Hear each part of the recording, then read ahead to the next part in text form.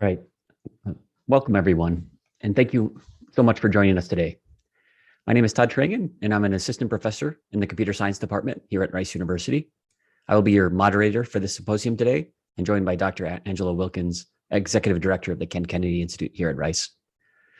First and foremost, it's an enormous honor to bring this event to you today, featuring a truly outstanding lineup of notable scientists spanning 6 areas of COVID-19 research and impact. Very briefly, I'd like to kick things off by providing some background for organizing this event. There were three main goals that inspired us to bring this event together. Part one of this was to reflect on the toll COVID-19 has taken on the global population since the start of the pandemic.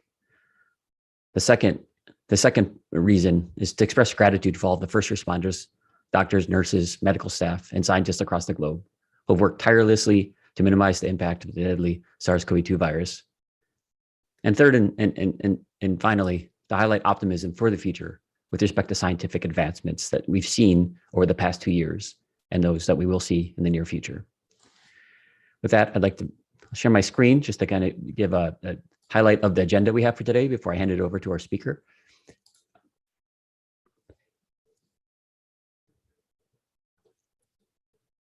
So I just wanted to highlight briefly highlight the agenda. All talks will be 30 minutes plus a 50-minute Q&A. Kickoff is happening now. We will close at 2 p.m. Central Standard Time. And I just wanted to briefly highlight this amazing panel of speakers we have today. And I can't wait to individually introduce them along with my co-moderator, Dr. Angela Wilkins, today for all of you.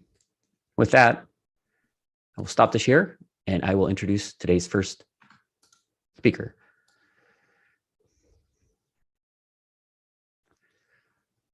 So our first speaker for this symposium is Dr. Peter Hotez.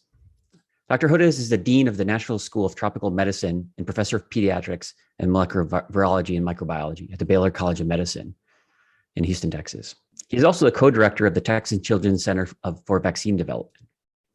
In addition, he is the university professor at Baylor University, fellow in disease and poverty at the Rice University James Baker Institute for Public Policy, senior fellow at the Scowcroft Institute of International Affairs at Texas A&M, faculty fellow at Hagler Institute for Advanced Studies at Texas A&M, and health policy scholar at the Baylor Center for Medical Ethics and Health Policy.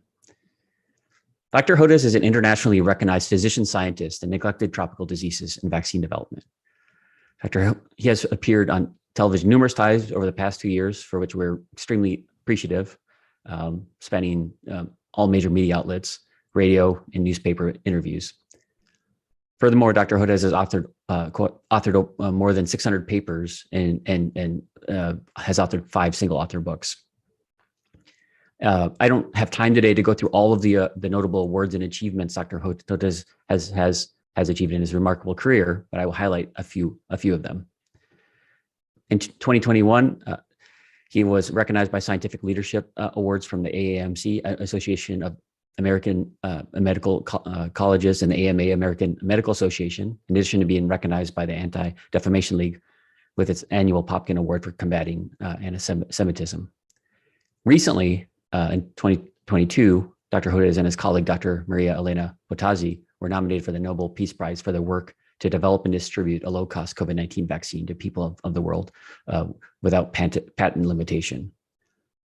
Needless to say, we're very honored and appreciative of having some of Dr. Hotez's time today, and wonderful to kick off this event with him.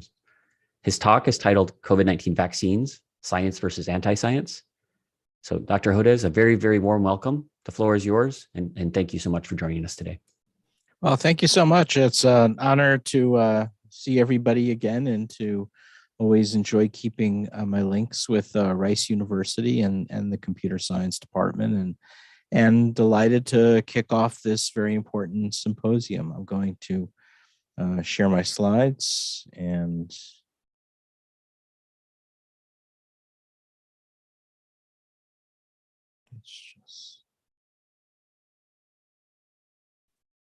all right. So just a word about who we are, or who I am.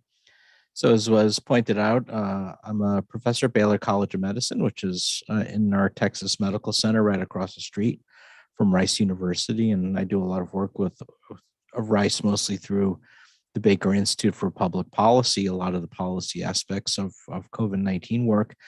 And we develop vaccines for parasitic and tropical diseases, primarily diseases such as schistosomiasis, hookworm, Chagas disease, and leishmaniasis. And our approach is to work with vaccine producers in low and middle income countries in order to maximize the likelihood that they'll reach those populations in need.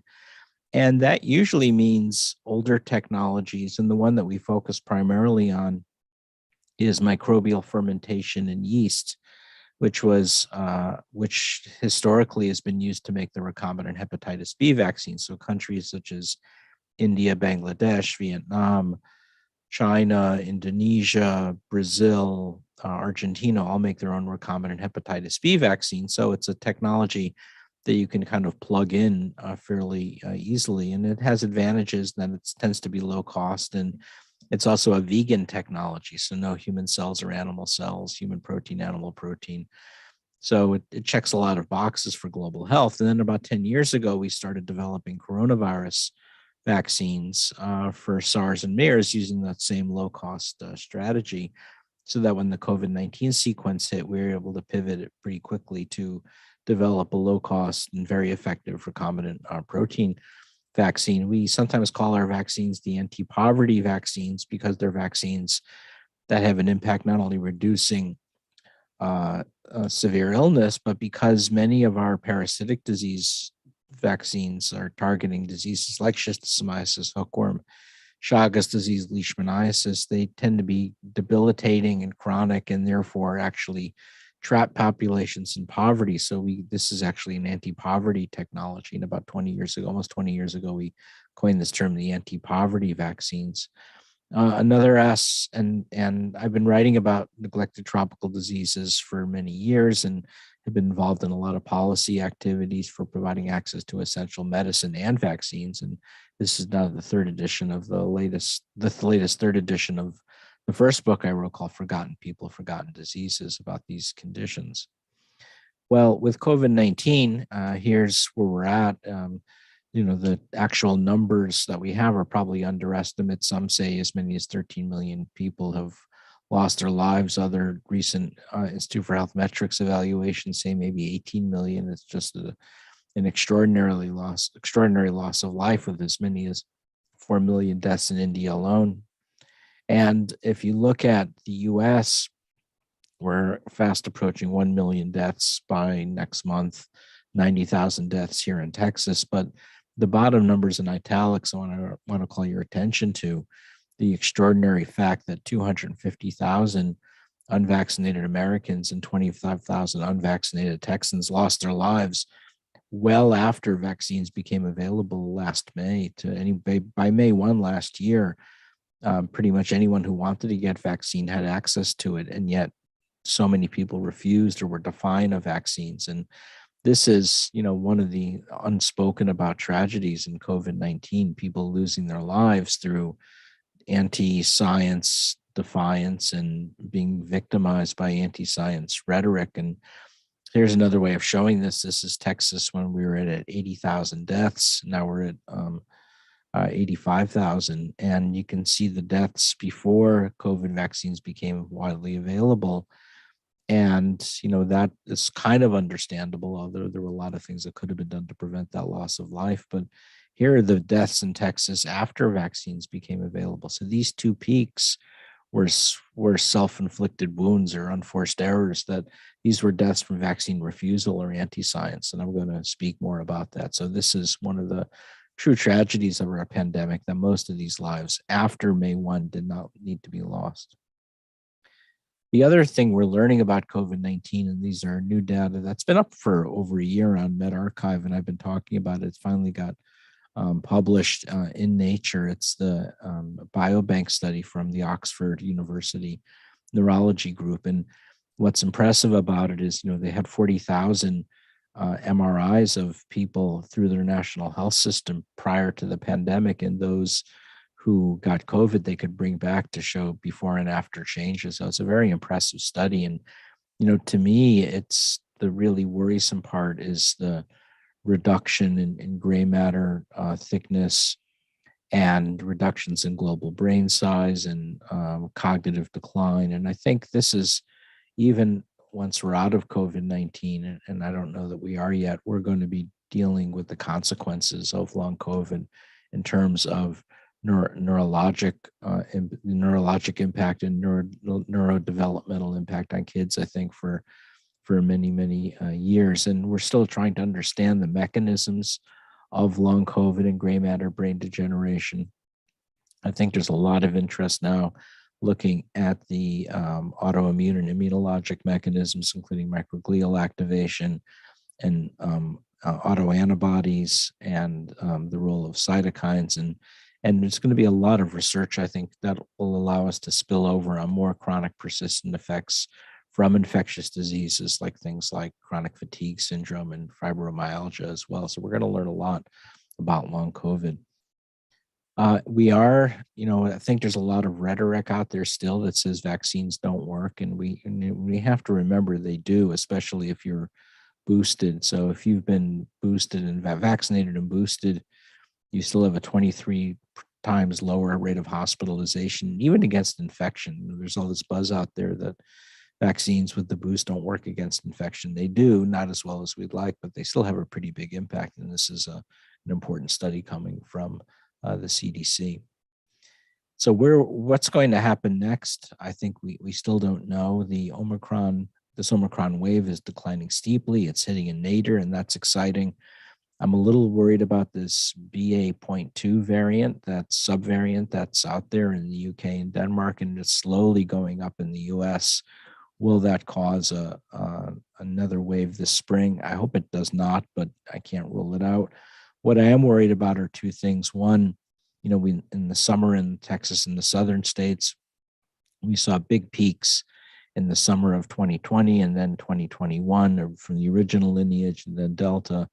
So I have to believe we're still likely, because we have failed to vaccinate the world, we still could see a new variant of concern this summer coming in the southern states and in Texas.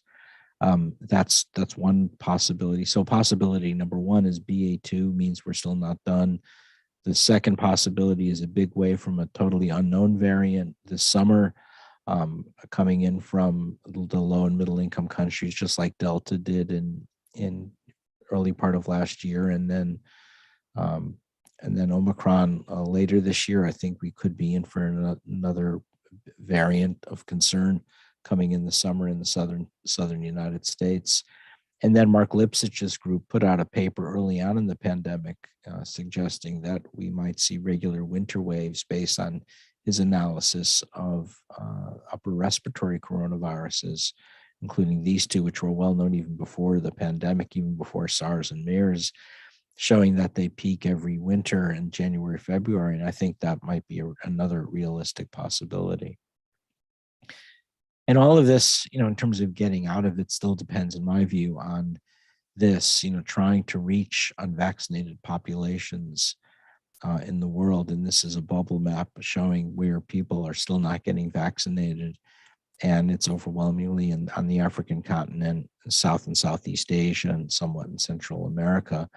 And so the low and middle income countries, we've still done a poor job vaccinating them. And I think part of the problem was we never fully understood the scope of the problem, and that when you're talking about the doses of vaccine needed, the Biden administration came out a few weeks ago and announced that the U.S. government has donated more doses than any others, 475 million doses, which is okay, but it doesn't really get to the real part of the problem, where you have 1 billion people in sub-Saharan Africa, 650 million people in Latin America, 500 million to 1 billion in the smaller low-income Asian countries. That's 2 to 3 billion people. That's 6 to 9 billion doses of vaccines that we need.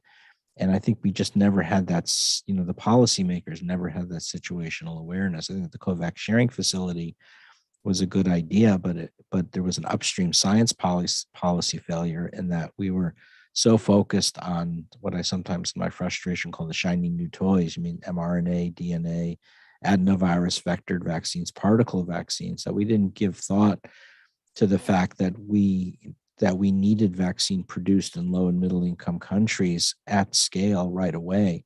And the portfolio should have been balanced with something like a yeast-based recombinant protein subunit vaccine, which can be made locally in India, Indonesia, Bangladesh, Vietnam, et cetera. So that's what we set out to do. We needed more Matchbox cars, not only the shiny new toys. And the truth is, the Matchbox cars are looking like they're as good a vaccine. So there's no loss in quality because of it. So since that was our strength, developing receptor binding, developing recombinant protein vaccines in yeast, and for our SARS and MERS vaccine, we focused on the receptor binding domain of the SARS-2 coronavirus, shown here.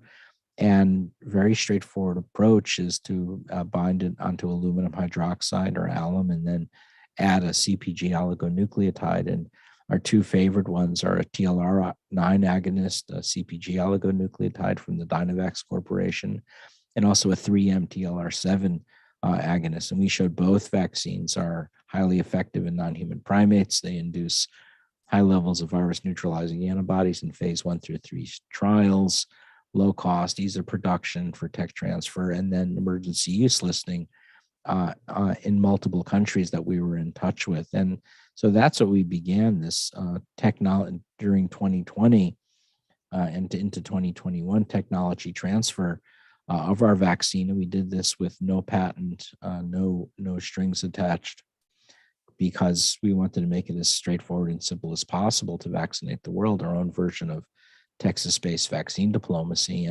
And this went to India, Indonesia, Bangladesh, and Southern Africa. And we're still in discussions now with other countries, and it's moving forward quite nicely. The one that's furthest along is known as CorbiVax. And so we, write about these, we put all of our vaccine development schemes in the open source literature, so anybody can read how we developed the vaccine, or you can even do it on your own if you wished. And then we transfer the technology to those manufacturers. In the case of India, it's with Biological E, one of the vaccine producers that has 9 WHO pre-qualified vaccines, and they said no strings attached, no patent.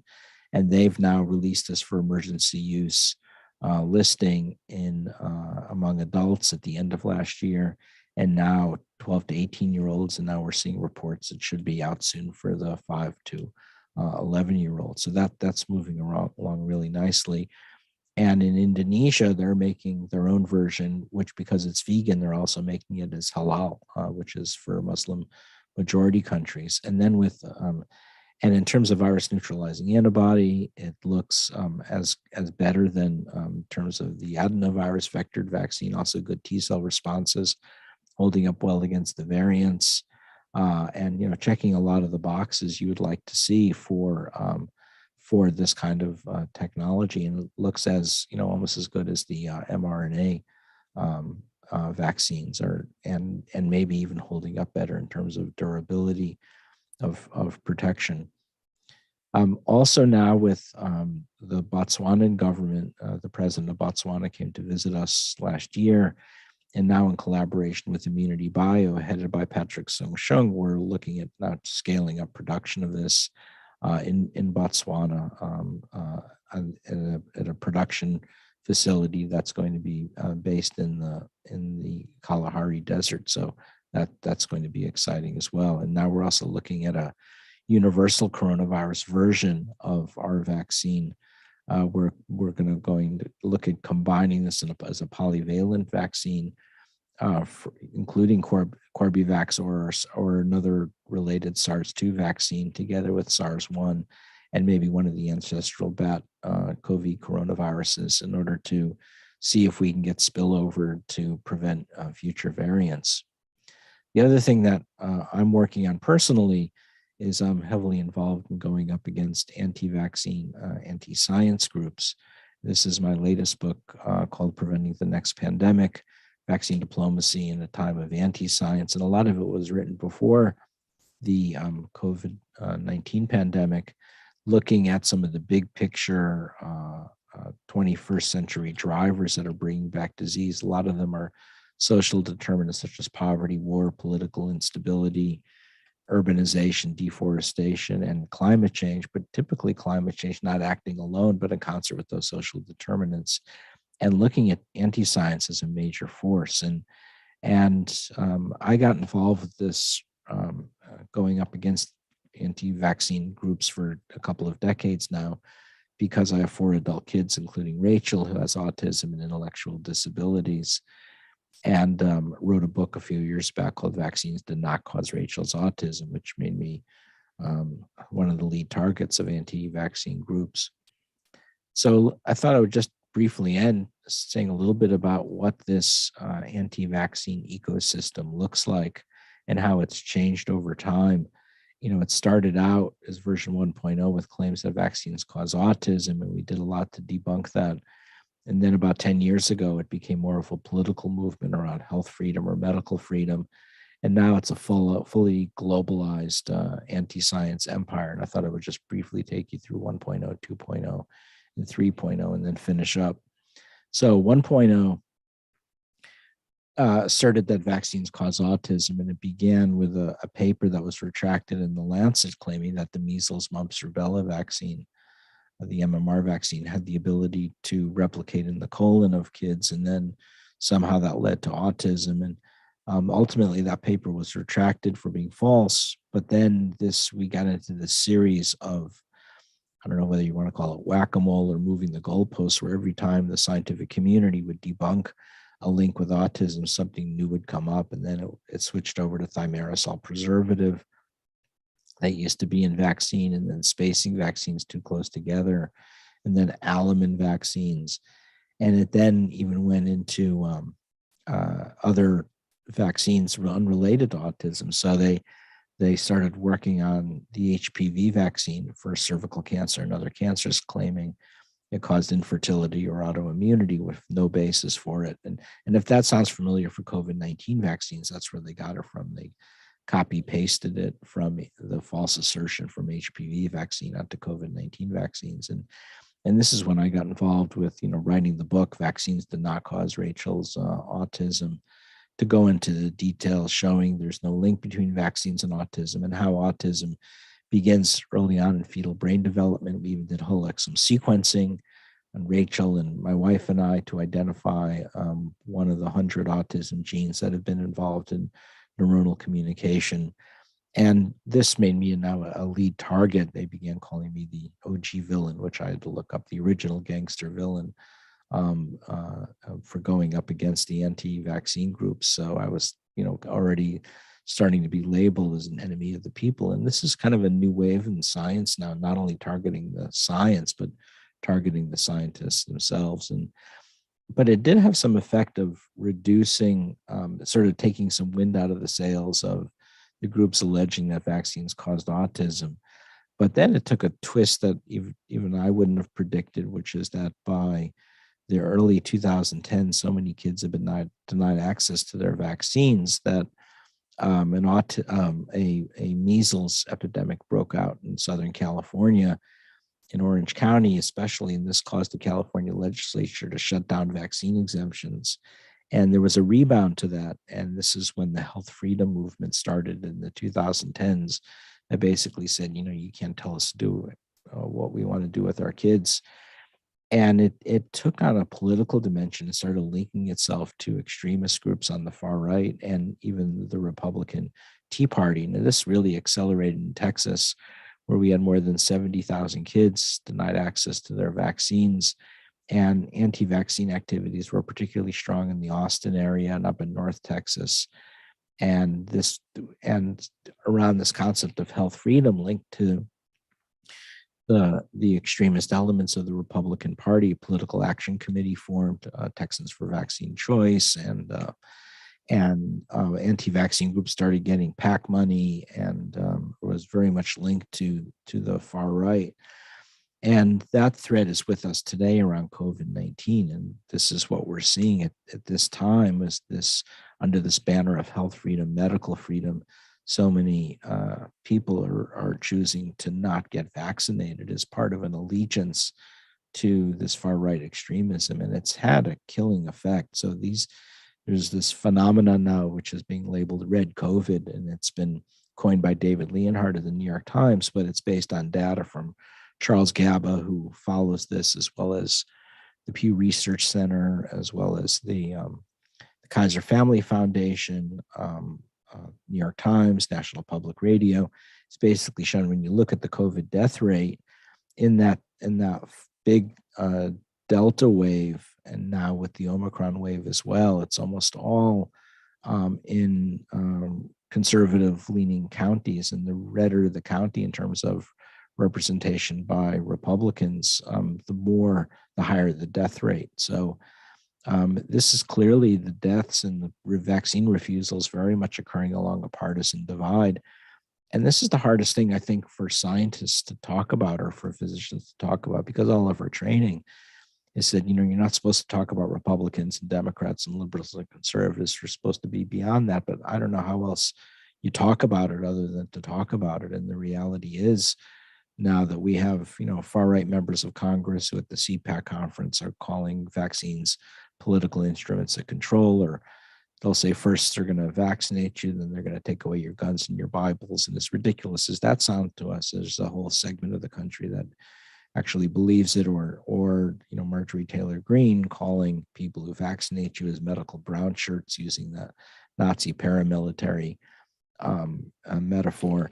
And then this is amplified at night with the Fox News anchors who are, continuing to use anti-vaccine disinformation and attacking scientists like myself. And so it's created this very dark turn where the anti-vaccine, anti-science movement's been full on adopted by political extremism on the far right. And my point is, people are entitled to their conservative views. I have no issue with that. But what I do have an issue with is, don't take this one on, because it's leading to too much loss of life in the country. And it's the hardest one to combat of all. So this has been sort of a big issue that we've been starting to take on.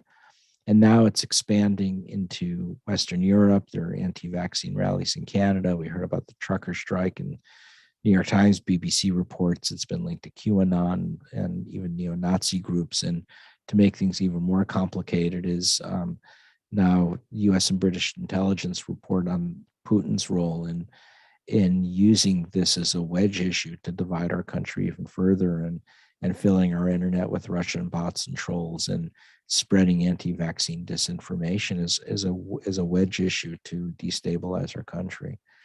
So that's where we're at. I've been writing and speaking about how we start taking this on and get through this very dark chapter in American political life, so linked to the anti-vaccine movement.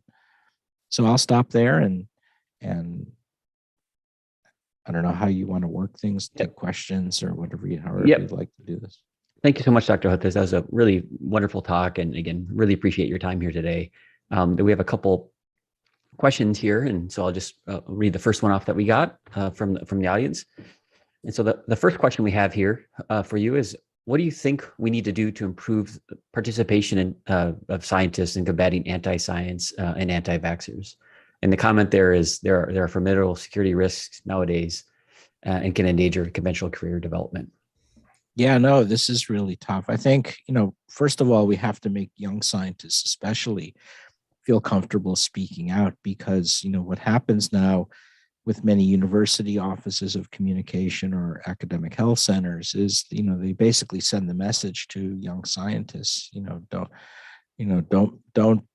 don't do this because we don't want to put the institution at risk. Or if you're going to speak out, whether it's on social media or writing op-eds or doing interviews, you do it at your own peril, and don't screw it up. And that's very chilling, right? Because eventually everyone does make mistakes, and you need to know you have the institution behind you. So we have to get out of this old-fashioned way of thinking. When I was getting my MD and PhD in New York in the 80s, the message was, well, you're not supposed to engage the press directly or talk to the public. That was seen as a form of self-promotion or grandstanding. And all of those ideas around science communication were before something called the internet came along. And now the world has changed. And we have a terrible vacuum now where scientists are silent. And we have the problem that the National Academy of Medicine, Engineering, and Science are silent, more or less, in many of the scientific societies. And part of it is because the anti-science, anti-vaccine movement is along such a partisan divide, and these organizations are supposed to stay politically neutral. But in this case, staying politically neutral basically favors the oppressor, to paraphrase Elie Wiesel. So how do we, have that conversation and make young scientists feel comfortable? And by the way, give them the communication tools that they need, because there is a way to do this. And we don't provide science communication instruction in our graduate schools or our medical schools or postdoctoral training. And I think, there are opportunities to do that, but it's not just providing that training. We've got to make the ecosystem more user-friendly for scientists to feel comfortable speaking it. Thanks so much.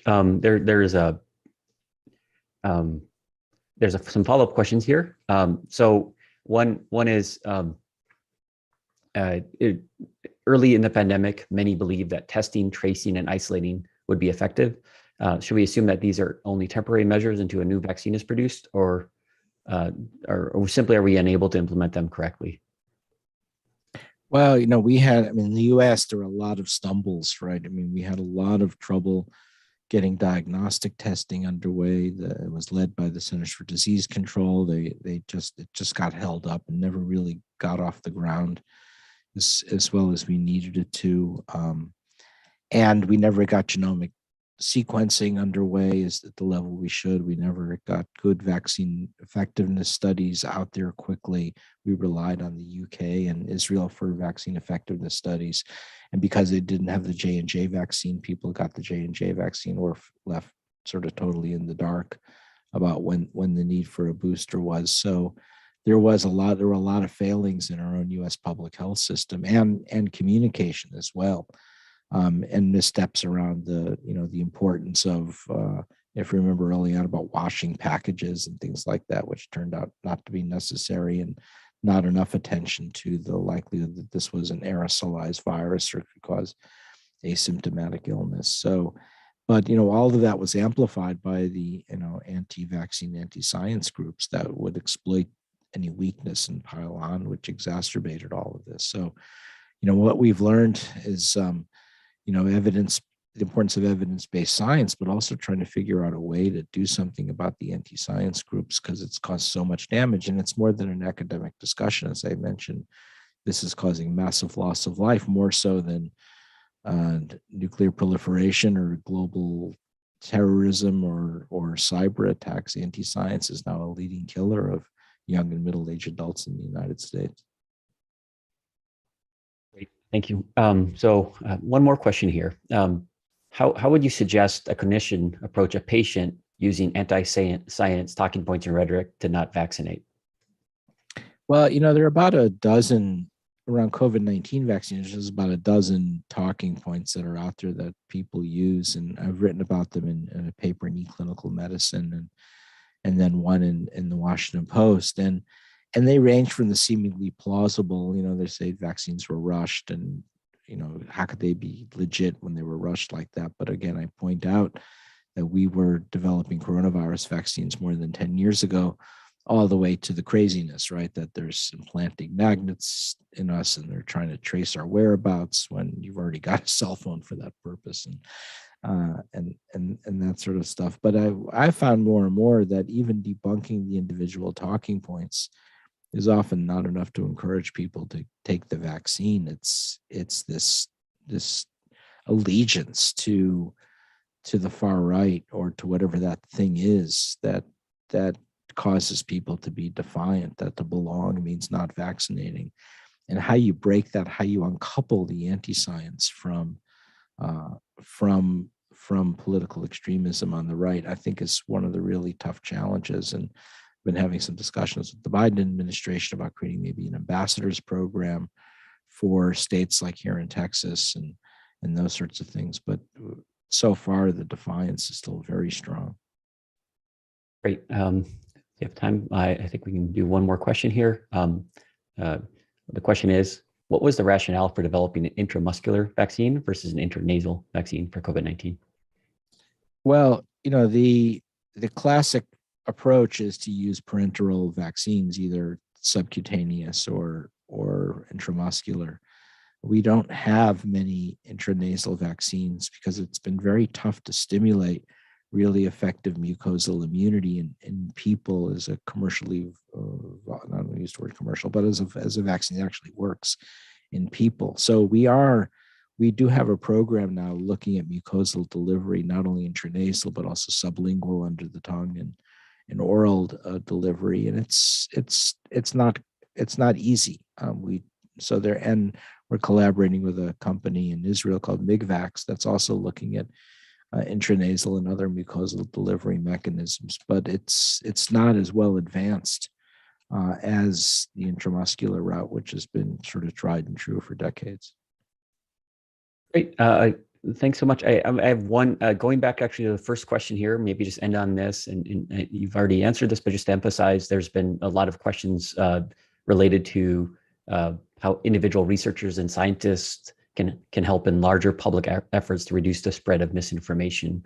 So if they have any final comments on that, what we could do, what measures, things that we can get involved with to help in this effort.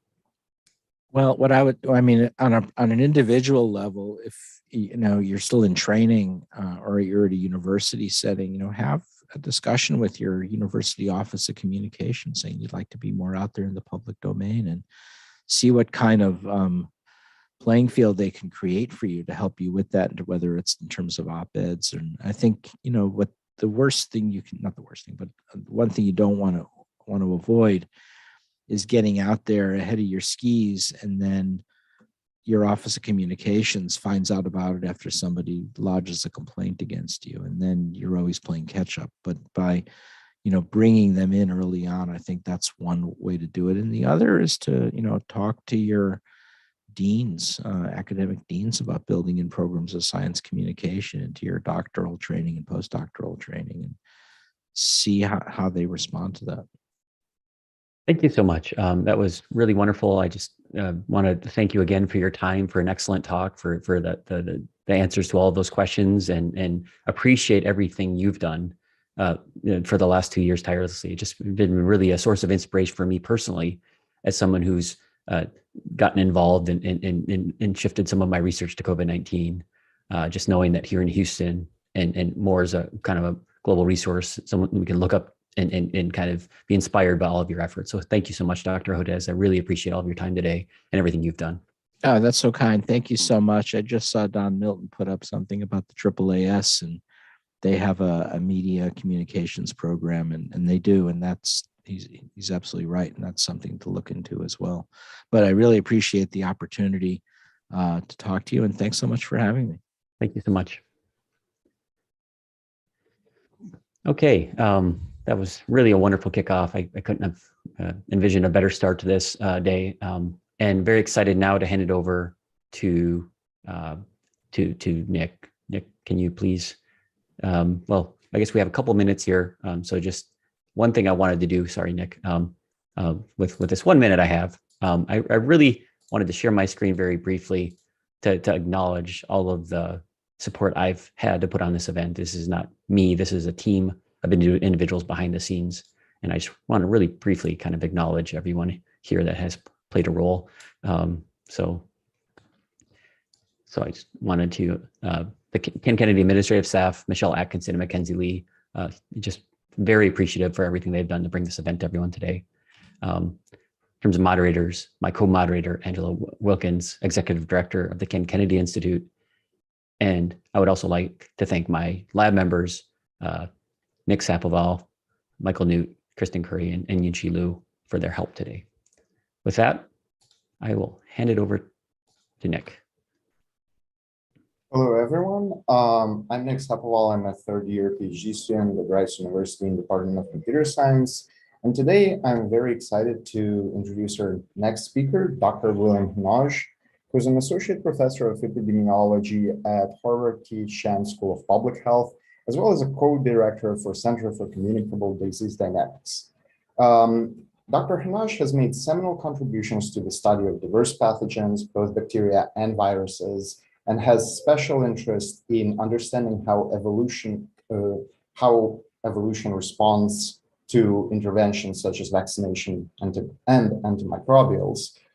His research on the current pandemic has included modeling transmission in healthcare settings, as well as impact of vaccination in the context of arising variants. His awards include Fleming Prize from the Microbiology Society, as well as a Young Investigator Award from American Society for Microbiology. He has published more than 200 scientific articles and book chapters, and is a regular contributor to popular media aiming to improve our understanding of SARS-CoV-2. With that, the virtual floor is yours, and looking forward to your talk. Thank you very much. Thank you very much indeed, Nick, for that very kind introduction. It's a real pleasure to be here, not least because I want to say that I've been admiring Todd's work for years. And so when he reached out and sort of said, when I got the "will you be involved" message, I was enthusiastic when I said yes. So I'm going to now share my screen, and I'm going to assume that people are going to tell me if I have failed to share my screen, but I'm thinking that that should be it. So the title that I picked was "The Evolving Epidemiology of SARS-CoV-2." And before I get into it, I should point out that I'm a paid scientific advisor to BioBot Analytics, which is one of the companies that does wastewater surveillance. Although I should point out, I'm not going to be talking about wastewater at all in this particular presentation. When I started thinking about evolution, it immediately struck me that there are actually multiple different meanings of that word. So if you look at the Merriam-Webster definition, there is the one that you might think that we'd be talking about, which is Darwin's theory of natural selection, descent with modification, and all that.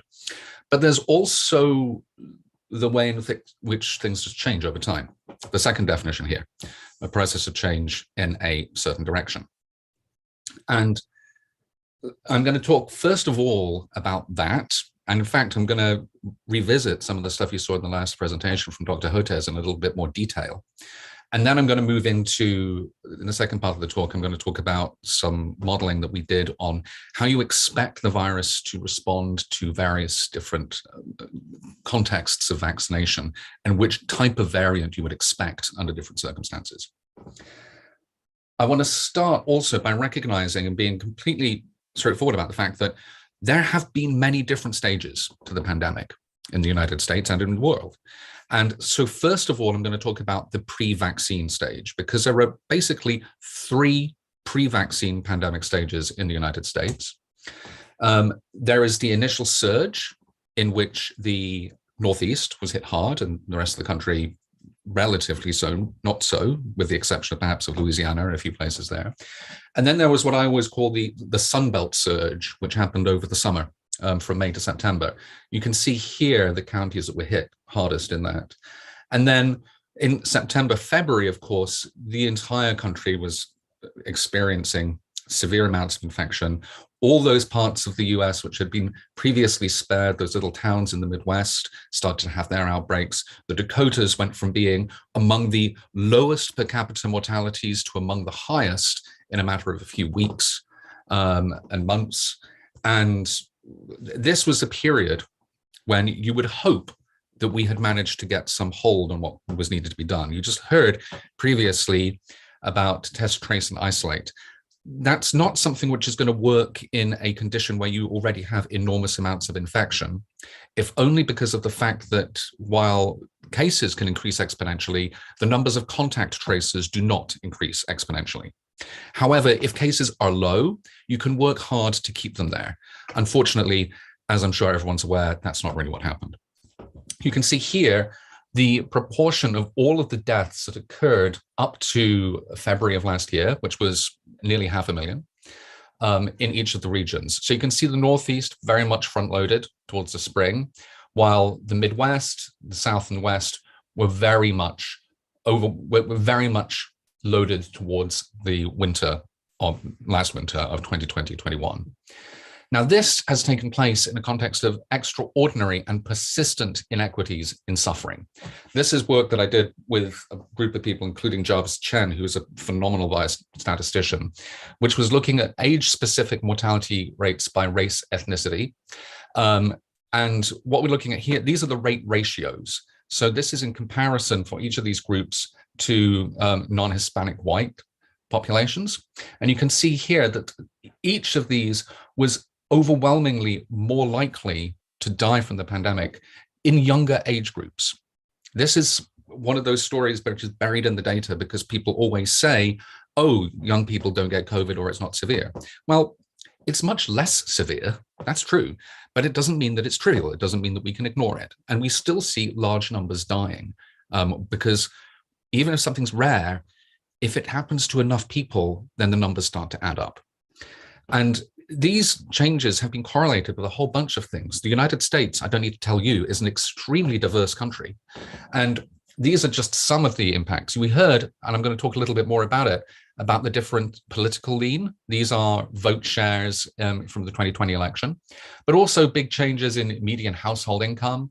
Again, I talked about race, ethnicity on the last slide, and crowding and population density. All of these things could plausibly have an impact on the progress of the pandemic. And so what we were curious about in this was which of these were correlated with the deaths that happened, not this recent winter, but last winter. And you can see here, this is broken down by county and they're graded according to how stringent the interventions were. And let me start here by pointing out that each of these slides, each of these figures has places which had quite strict state level interventions, not necessarily, quote, lockdowns, but stronger than the laissez-faire regulations that were in place in large parts of the country, or at least some parts of the country.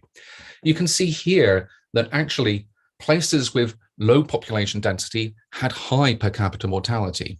That's what I was saying about the Midwest. And you can see here too, again, household crowding with a similar, for similar reasons.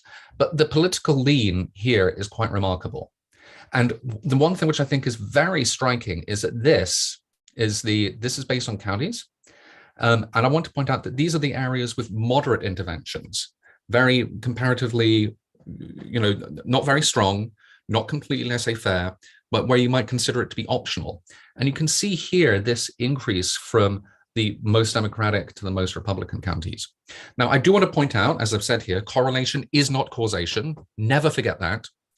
However, I do think that we need to consider, when we're talking about the force of infection, we need to consider population exposure. We're familiar with this from the concept of indirect protection via vaccination.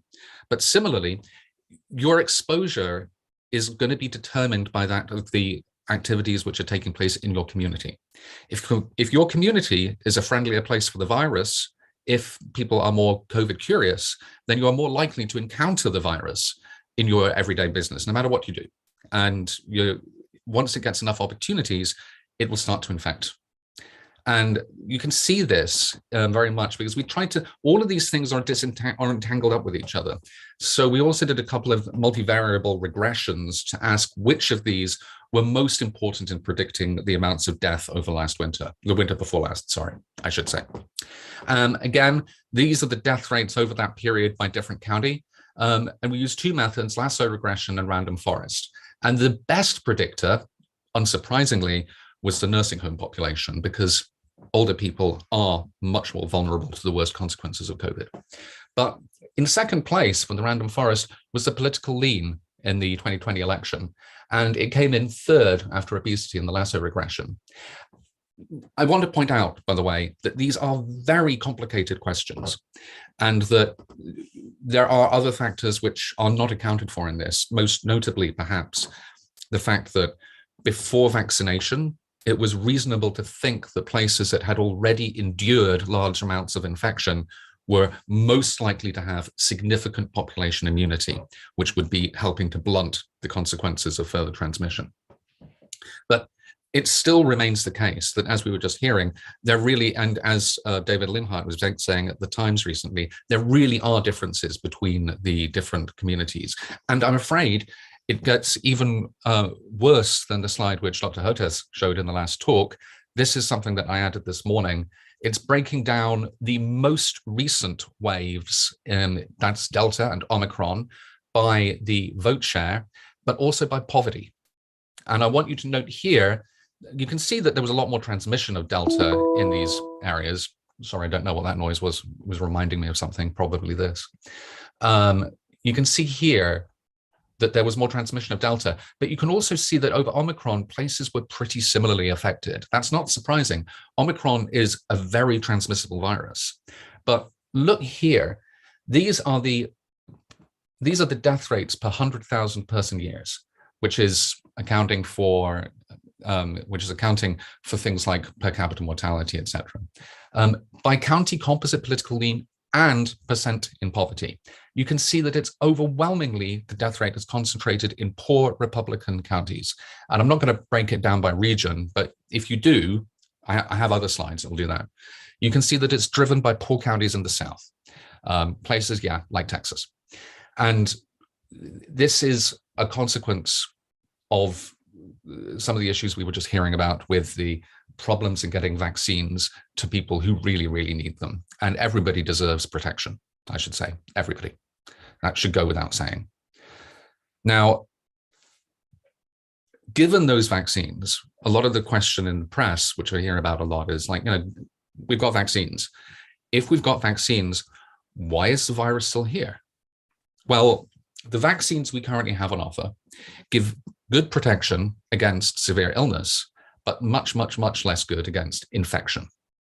And if you go a few months out from even boosting, there's very little protection indeed. Many people remain unvaccinated. And again, I have to point out, it doesn't take very many people at risk to be infected for there to be a big impact. The thing you're looking at here is from a paper in JAMA, which came out last summer. And it's estimating from blood donors the proportions of each age group in the United States who had been infected and vaccinated by May of last year. Now, I want you to note here, this is the estimated infection-induced seroprevalence in the oldest age groups, the over 65s. So by May of last year, at which point around 600,000 people had died in the United States, only what? A little over 10% of the over 65s have been infected. Now that should tell you exactly how bad an attempt to gain population level immunity through infection would have been. But instead, we had vaccines. And a lot of people talk rightly about the number of deaths that have occurred. I don't want to put that aside at all. But we do also need to think about the number of lives that have been saved, because there are a lot of people walking around today who would not have been if it weren't for vaccines and the work that a lot of people did to try and reduce the levels of infection in their community. Moving on, I'm now going to talk briefly about Delta. And this is a GIF, which is illustrating the hospitalizations per 100,000 against the overall vaccination rate in each state or territory. Each dot is a state or territory. And you can observe this here is happening over last summer. That massive peak there, by the way, and coming up and coming down, that's Florida. The fact that it wasn't happening like that everywhere indicates the impact of the policies that were in place on the ground in Florida at that time. But you can see too, the way that those places with better vaccination rates are not experiencing the same levels of hospitalization over last summer. And again, I mean, I know that this is a broken record and everybody listening to this likely knows this. The best thing to do in the face of this, and indeed for long-term handling this virus, is to ensure that people are protected. They have the best preparation their immune system can have before they eventually encounter the virus. And if we can do that, we can hopefully reduce its impact. And with that, I'm going to shift into the second part of this talk, and I'm going to move on to the thing which I've spent a lot of time thinking about recently, which is variants. This is a rather attractive figure of the SARS-CoV-2 phylogeny, except represented as an actual tree rather than as a phylogenetic tree of sequences. The original trunk gave rise to Alpha, Omicron, Delta, numerous others. One thing that a lot of people don't seem to realize is that it's not that Alpha produced Delta, which produced Omicron. Alpha, which is now pretty much extinct, actually separated from the rest of the lineage around about the same time as Delta, and Omicron before then. Omicron went off grid sometime around June 2020 and evolved for some time in a setting that we don't know. Could have been an animal population. Christine Anderson thinks so. I disagree. I think an immunocompromised individual is most likely. But then around February last year, split into the BA1 and BA2 lineages, which we are now seeing transmitting. So, but you can see here also, there are many others. There's mu and there's epsilon, there's beta, which everybody was panicking about last year because it had substantial immune evasion. But the ones that were of global significance were alpha, delta, and Omicron. Why them? What was it about them that helped them? And that was the purpose of this paper that we published in Cell, possibly the most timely work that I ever hope to be involved with. Because I've been walking around saying to people that for an epidemiologist, transmissibility is scarier than immune escape, because it means that you have the potential to infect people before you can vaccinate them. And I talked a lot about this with people, and eventually Mary, who was an excellent postdoc in my group, decided to see whether or not in a simple model, Bill was right. Now, the questions I wanted to ask were, do variants always reduce vaccination impact? And we can think of that in terms of the number of infections that are averted.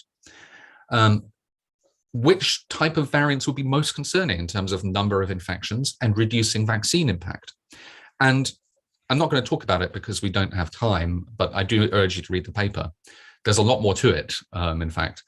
How much does the impact of vaccination depend on the timing of the vaccine rollout? As I say, I'm not going to talk about that, but I urge you to go look at the paper if you're curious. And for those of you who are not familiar with modeling, the next slide is going to look quite spooky, but this is the model. It's a compartmental model. It looks complicated, but it isn't really. All that happens is each of these is a compartment. These are like completely susceptible individuals.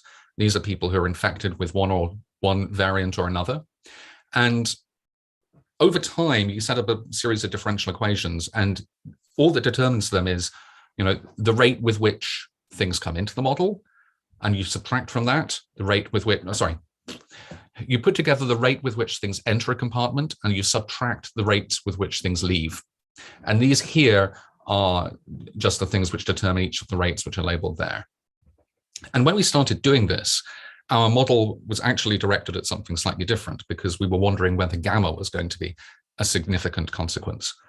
And this started before Delta. And we have here 4 variants that we were going to compare.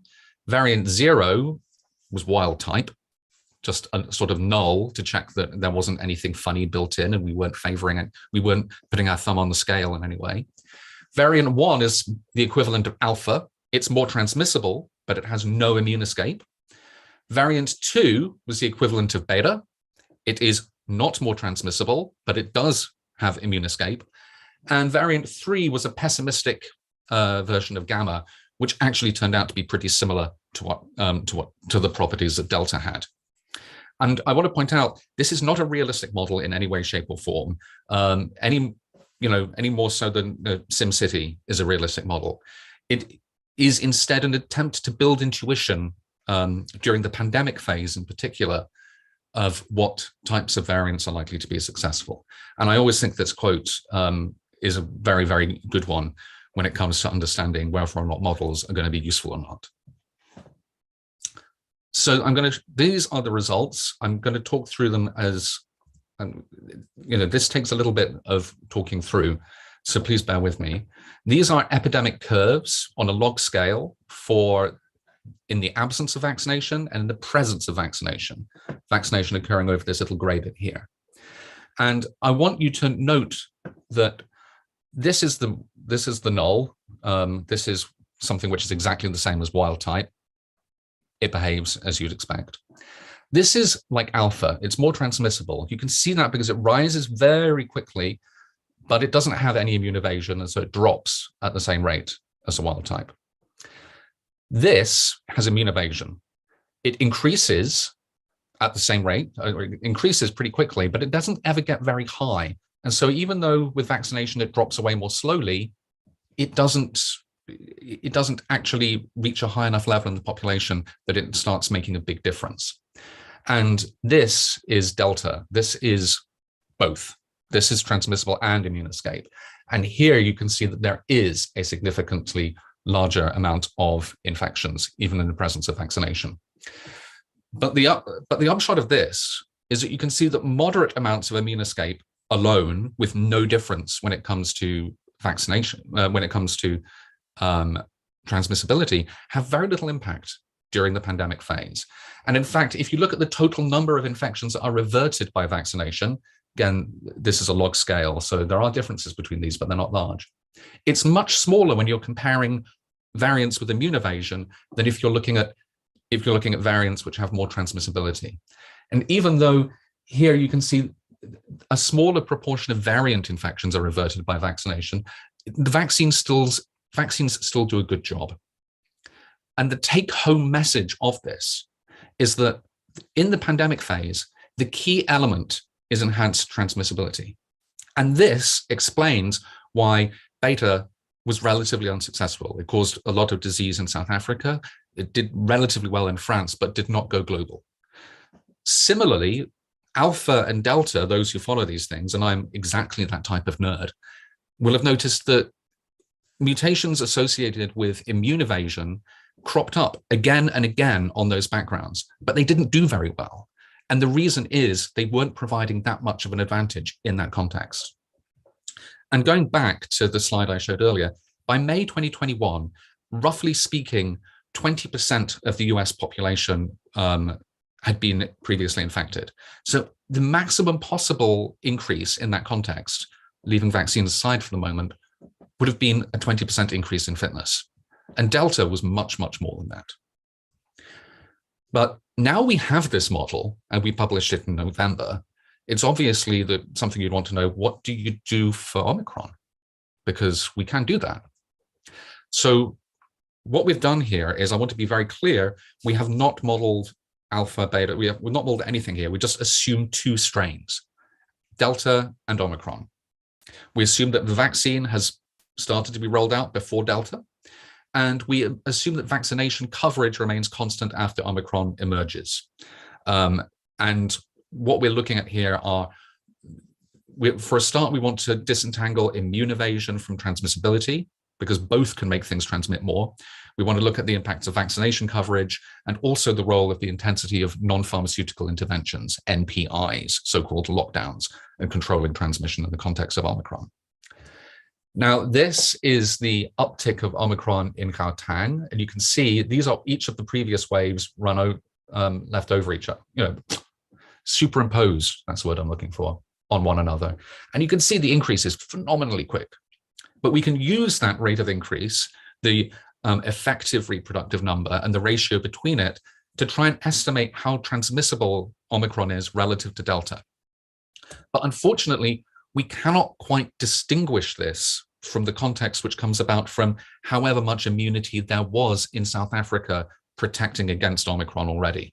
And you get different curves.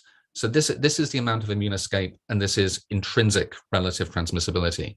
And you can see that with less immune escape, you need more transmissibility to explain the dynamics.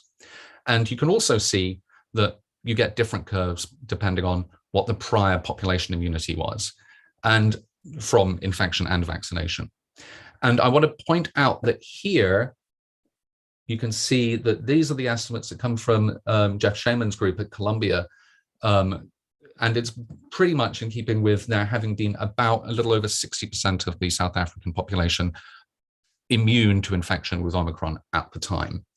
Anybody who wants to talk about differences in generation interval, which can generate that, we're looking at it now. The work isn't far enough along to be shared, but I'm very happy to discuss it at some point later. I'm going to show you a couple of heat maps going forward, which are these are the proportion vaccinated when Omicron was introduced. This is more immune escape, and anything in this direction means that it has to be more transmissible to handle that.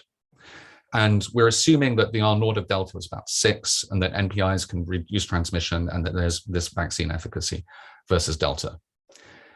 And what you see here, this is the difference between places which had previously had mild non-pharmaceutical interventions and been able to, as a result of that, had seen a number of previous infections. So there was substantial infection-induced immunity as well as vaccination. And here on the right, you can see those places which had previously held things in check with strong non-pharmaceutical interventions. And the strong non-pharmaceutical interventions have a big impact. You can see you get very few primary infections. These dotted lines are where we actually think based on South Africa and the Columbia Group's work, this is what we think is actually happening in reality. You can see you get very few primary infections in places with mild non-pharmaceutical interventions, but you get a lot of them in places which have been using strong non-pharmaceutical interventions. And you get more and more of them, obviously, with fewer people being vaccinated. And as a result of this, we did this work in early December, but it very much predicts exactly what is happening right now in Hong Kong, where there is a large amount of infection. There is an insufficiently large number of the older population vaccinated, a surprisingly low vaccination rate. Because of the fact that Omicron is so transmissible, the interventions are not equal to keeping control of it. And we're seeing a lot of death in that age group, in those older age groups right now. Overall, Hong Kong will have will have a lower mortality than other places. But for a period of time during Omicron, I don't think it's going to be very nice at all. And I'm going to close with a few comments on what variants on why we hear a lot about variants. This is from about a year ago, where people were talking about scariants, because there was a point in time when everybody was looking for a variant, and everybody was saying, oh, this is a new variant, variants here, variants there, variants everywhere. But not all variants are equal, as I said. And here's a canonical example. This here shows the rise over the summer of 2020 of this orange lineage across Europe. And for a period of time, this is a work by the folks at Next Strain, was considered to be a risky variant. What actually happened, though, is that it was not due to the properties of the virus, but it was because of the fact that it happened to be especially common in Spain. People went on vacation to Spain, became infected, and then carried it back. And if you were the kind of person who was willing to go on vacation in a pandemic, you were probably willing to make all sorts of other contacts as well. And this is something of the inspiration for a model which I think is of wide applicability and uses a clever trick. Bradford Taylor, again in my lab, has put this model together, which very simply models risk, differential risk in the population by asking what is the largest gathering that an individual is willing to attend. So if a person is willing to attend a gathering of, say, 10 people, they are disproportionately likely to go to gatherings of 10 people with other people willing to go to gatherings of 10 people. And that is what you would call a high value network for the virus. And you can put a standard SIR model on top of this, and you can use it to show the staggering, the result of is a sort of staggering of the epidemics. And I'm just going to have a quick look at what's in the chat. Yes. Here's the questions. And you get this staggering, as I say, of the epidemic curve. And this is this is just for very simple illustrative purposes. This is where you have people only gathering in gatherings of meeting one other person, meeting 2 other people, and 3 other people, and then 2 other people, 3 other people, 4 other people. This is you can get the overall epidemic curve, but then within each one, you can see those that are, that are more risk averse are those, sorry, I'm talking about this badly. This is the people who are more risk averse. They are infected later than those who are less risk averse. And overall, you get an epidemic curve that looks like this. It becomes even more evident when you look at it with a larger number of risk categories. These are the people who are infected first. They meet in the largest groups, then these, and then these. And this might sound like it's a bit of a kind of pointy-headed exercise, but it's actually a quite neat way of modeling the fact that humans mix in non-random ways. And the apparent success of a novel mutation depends on the contact network in which it arises. So we should be very cautious about using up the Greek alphabet too quickly. It also explains some things we've seen recently about when the virus reaches older host networks. This comes from South Africa, and you can see that the earliest host networks to be infected were those who are in the 20, 29, and then 30, 40, 50, 60, etc. And the under 10s are among the last to be infected. And I'm happy to talk in questions afterwards about why that might be. But you see it too if you compare the Omicron surges of cases and deaths. This is the Omicron surge of cases. And you can see that the deaths have been smeared out over a much, much longer period, all the way from here to here. And they're still going on. We're still having relatively high daily death counts in the United States, even though we are, nearly 2 months past the peak of the first Omicron, of the Omicron wave.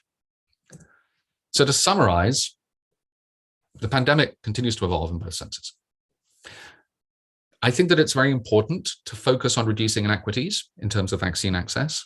A lot of people who are, a lot of poor folks in the US might be interested in getting a vaccine but struggle to access it. And we should be doing more to help them. While the properties of future variants are unpredictable, I do think that the accumulated immunity in the population is expected to help and help prevent very severe illness in large numbers. And in the pandemic phase, transmissibility is more important than immune escape. And Omicron looks like it's shown that again. It's still the case. Now, mixing patterns also mean that the virus moves through populations at different rates and can explain lags between case counts and severe outcomes.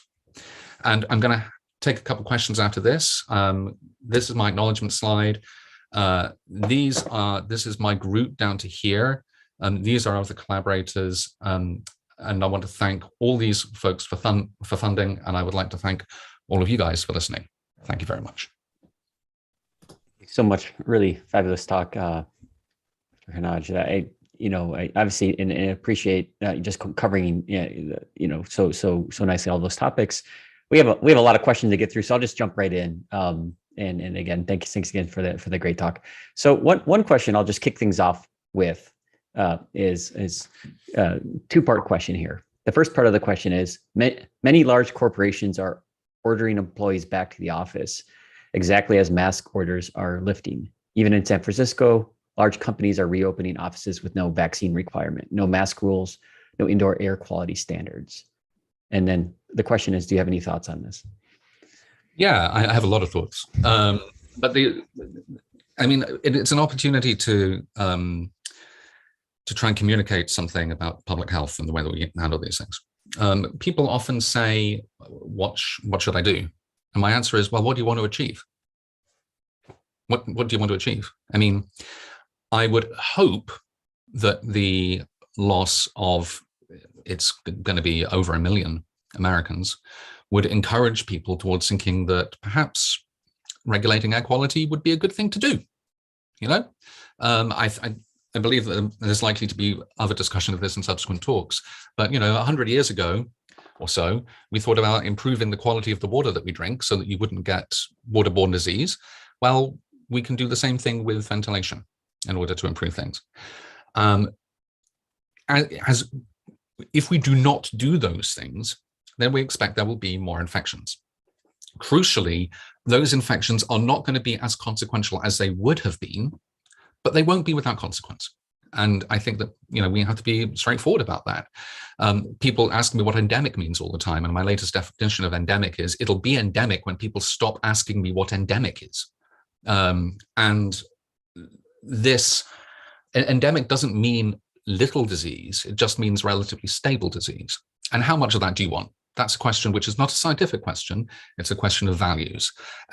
If we can figure out those values, then science can help figure out how to get there. So rather than saying follow the science, we should be saying where is it? Where do we want to go with it? Great, thanks. And actually, you responded to both parts of the question in that response. So we'll go on to the next one. The next question is, could you please talk about the relevance of gathering size model for people attending events with thousands of attendees, such as sporting events and concerts, and background infection rates, et cetera? So just, I guess, some insight further into yes. Okay, so go ahead. Certainly, there are a lot of interesting things here. One of the things I didn't talk about is the impact of overdispersion, even though it's one of my favorite topics. Overdispersion means that something transmits in clusters. The great majority of SARS-CoV-2 infections, you'll be surprised to hear, don't transmit. But those that do more than make up for it, because they tend to transmit in clusters. And as gathering sizes increase, it's non-linear. Because, like I said, Todd, I was talking about groups of 10 people. If your group gets larger, the probability that one of them is infectious increases, but so does the total number of people to whom the virus can transmit. So both of those increase the impact of gathering size on transmission. Now, when it comes to, it's also worth pointing out that once you end up with situations like very large gatherings, like concerts and so on and so forth, the total amount of transmission, actually, here's the best example. As you can probably see from over my shoulder, I'm a fan of Arsenal Football Club in North London. So we were talking about, I was talking with a friend at the start about, stopping games and stopping fans coming to games. And they were pointing out, oh, well, look, the number of transmission events that will happen in the pubs is far larger than the number of transmission events that will happen at the game. And overall, that's correct. It wasn't a good argument, though, in early 2020, because you needed far more than just hitting one part of society in order to get effective control of the virus at that stage. So moving forward, yes, there will be opportunities for super spreading events at those things. The total number of infections that will result from them, however, is likely to be small in comparison to the number of transmission events that happen in private gatherings. Thanks so much. We'll just jump right to the next question. Let's try to get through a couple more here. So there's a question, and the question is the amount of immune evasion in these equations is the question, but it's referring to some of the earlier equations they had presented, has no relation to change residues in the virus. Is this correct? And if so, is there any way to relate these two things, change residues in the RBD of spike, for example? Yeah. I mean, I'm among those people who thinks that the focus on spike is a little mistaken. Because it's very interesting. If you look at other interactions of viruses with vaccines, you often see things that are not immune evasion being selected. And so, for instance, I think that you can have, I don't think it really matters for the equations that we're using here, because it's a functional property as opposed to something which is explicitly modeling changes in spike. But a lot of the difference, the advantage that Delta had, for instance, was not so much immune evasion by changing spike as being able to replicate very quickly. And it looks as if Omicron may have similar properties as well as changes in spike. But I think that changes in the receptor binding domain of spike are interesting and worthy of study, but we should be prepared to look beyond them, because there's a lot more to the virus than spike. And I think that sometimes we focus on immune evasion of that kind because it's relatively easy to measure with, looking at neutralizing antibodies. But there's much more to the virus than spike. Great, thanks. One more question here. The question is, in regards to how human behavior models transmissibility, fitness for the virus, what metrics can be predictable? What can we do? What can we do so for the basic molecular features of the virus? But and what did you notice for humans? So really the question is the interaction between human behavioral models and with respect to fitness for the virus, and what are things that are predictable, what things are kind of more less predictable, I guess, in trying to figure out the dynamics of disease transmission. Well, Todd, do you know the roots, the etymology of the word epidemiology? Epidemos. On the people. It's on the people. We can, I'll be honest, viruses are a lot easier than people. One of the things which is extremely challenging in thinking what's going to happen, and it's also one of the reasons why CDC and other modeling groups have been very reluctant to provide anything resembling a forecast more than a few weeks, is that it's so difficult to understand what humans do. And when humans change their behavior, it alters the opportunities that the virus has for transmission. I don't think that the properties of the variants have been driven by changes in human behavior, but I'm absolutely sure that the dynamics that we actually see in reality, for instance, the large number of hospitalizations in Florida is a consequence of human behavior in combination with low vaccination rates. But I don't think it has had much influence on the evolution of the virus. There are sometimes you'll get people making the argument that, viruses don't want to cause disease because they don't transmit. That's not really true. And you can see that Alpha was more dangerous than the OG virus. And Delta was more so than Alpha. Omicron is less so. It can go either way. And I think that, people should remember that. And remember, too, that it's on the people. And people are harder than viruses. Wonderful. Thanks so much. A wonderful talk. Thank you so much for the detailed answers to all those questions. And I really appreciate your time today and attending this event. So thanks a ton. Thanks so much. And I hope to see you in person at some point in next week. That'd be awesome. Great. Okay, we'll go ahead and transition off to our next speaker. And this is our next speaker, Dr. Don Milton. This is an enormous privilege for me to introduce Dr. Milton. I had the unique privilege of collaborating and working closely with him while I was a research scientist at the University of Maryland, and continuing that collaboration when I transitioned my research group and established it at Rice University. So just an enormous privilege to introduce him here today. And so for some background here, Dr. Milton is a professor of environmental health at the University of Maryland School of Public Health, with a secondary appointment in the University of Maryland School of Medicine's Department of Medicine. He is an internationally recognized expert on aerobiology of respiratory viruses. Dr. Milton developed the concept of using indoor CO2 to directly measure rebreathed air and airborne infection risk. He is the principal investigator of the UMD Stop COVID study, which is investigating SARS-CoV-2 transmission, and of the newly NIH-funded Evaluating Modes of Transmission study, a 5-year, $15 million UMB collaboration to perform randomized controlled trials that will define the modes and mechanisms of influenza transmission. And Dr. Milton graduated from the University of Maryland, Baltimore County with a Bachelor of Arts in Chemistry in 1976, and then obtained his Doctor of Medicine from the Johns Hopkins University in 1980, went on then to obtain his Master of Occupational Health and Doctor of Public Health from the Harvard School of Public Health in 1985 and 1989, respectively. In addition to all of that, and again, that's, just for brevity, some highlighting some things, I could go on much longer.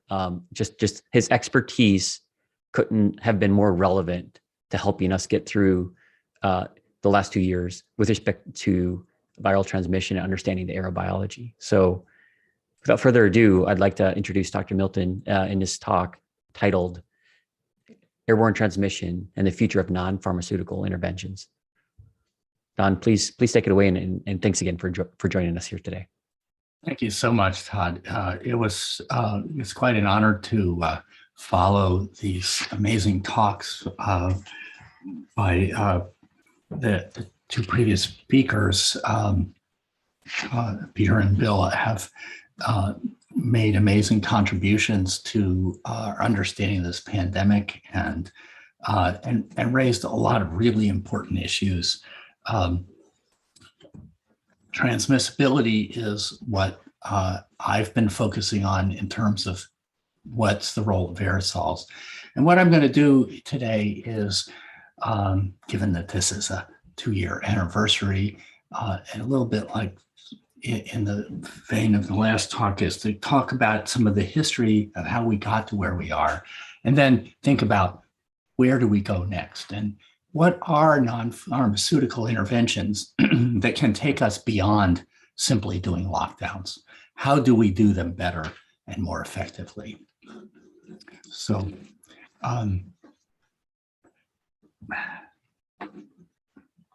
we had some early warnings. On the left is a tweet from my colleague and longtime collaborator, Matt Freeman at the University of Maryland in Baltimore, a coronavirus expert for many years, posted December 31st, 2019, was the ProMed announcement came out. We knew that coronaviruses could be airborne based on the Amoy Gardens outbreak, where what was probably a soil stack and plumbing related huge plume of virus was generated in one building of a large apartment complex in Hong Kong and spread amongst the buildings. And computational fluid dynamic models of both the flow between buildings and compartmental models of airflow within the building matched where the virus went in that population. And at the time that this was first observed, as the epidemic was happening, people were focusing on, was it elevator buttons? Was it contact? Was it, how was this being transmitted? But it later became clear that this outbreak for sure was by airborne transmission. And some lessons were learned, and some countries took those lessons to heart and very early on implemented non-pharmaceutical controls, and in Taiwan have been able to get to the next normal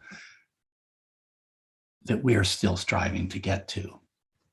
And it has made a huge difference in terms of the excess death rates compared to the previous years, with Taiwan remaining below the rates expected. South Korea running around that rate. They're now experiencing Omicron, having trouble getting control of it. And the United States, where we've never succeeded in having control. And one can go into a lot of aspects of how these countries are very different, and social cohesion and politics play roles. But let's talk first about how it's transmitted. And for me, one of the things that really jumped out at me early on was this family cluster of pneumonia, published in The Lancet in late January of 2020. It was clearly transmission within a family, to people who had not been to Wuhan, from people who had been to Wuhan but had not been to the market. And one of the critical things to me was this ground glass opacity in the older family members, but also even here in the lung of a 10-year-old asymptomatic person who was infected.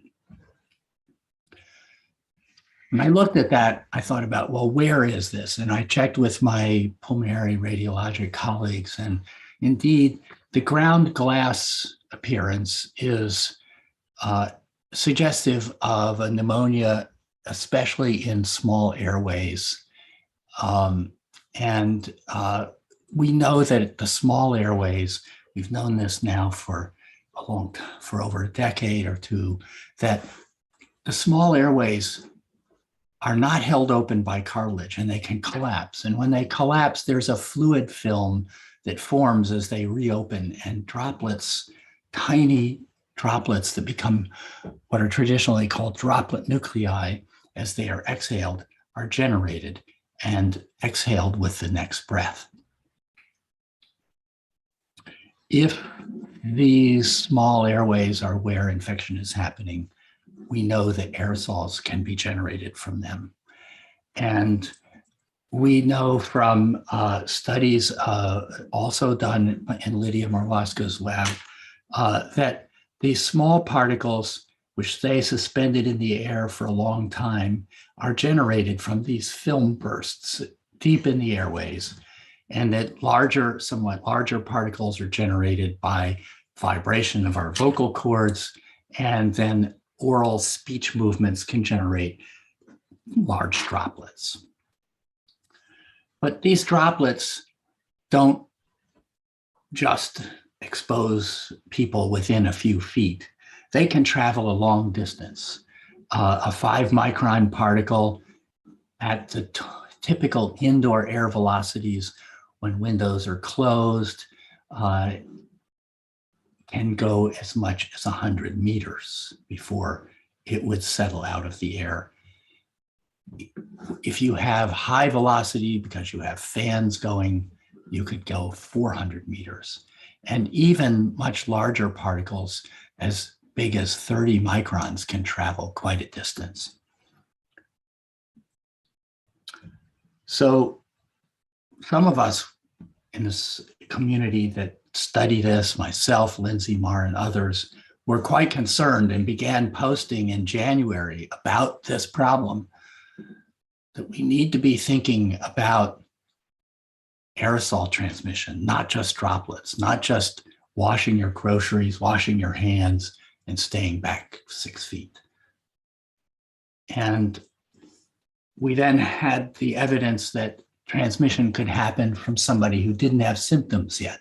There was debate about whether this first person who brought it into Germany was symptomatic or not while she was at the meetings, but it was clear that patient 1 was not symptomatic till much later and yet transmitted it several days before becoming symptomatic. Then we had reports of a restaurant in Guangzhou where people in this part of the room became infected, and there was debate about, could this be large droplet spray or was this aerosol? Which then begins to get into this question of, well, why were people saying things that are bigger than 5 microns are not aerosols? They're floating in air, they're traveling many meters. Why isn't that an aerosol? It is an aerosol. It's not droplet spray. It's not something that you can avoid by being down range of a ballistic droplet.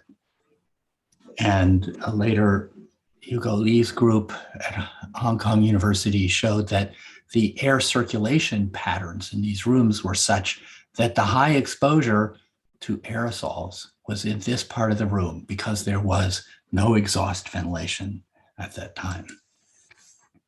We then began getting data on the size distribution of RNA that was from the virus in the air in hospitals, and looking at a staff office, and you can see that there's quite a bit even in submicron particles here in the air where people are donning and doffing equipment.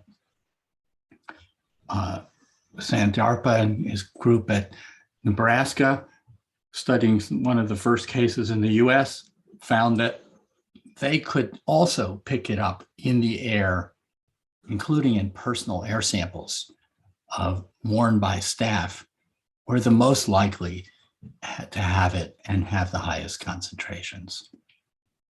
Why? Because they're moving around and getting into the exposure zones. Then this paper from Singapore using a sampler developed by the US National Institute for Occupational Safety and Health, the NIOSH biosampler, sampling at different heights on both sides of a bed in an isolation unit with 12 air changes an hour. We're still able to detect it and find it both in 4 micron and larger aerosol particles and in smaller. But this sampler doesn't let things in that aren't aerosols, that aren't floating in the air. We then got reports about transmission on a bus with an explosive one case infecting people all over the bus. And people riding to the same event both ways in a separate bus did not become infected. Airborne spread seemed likely.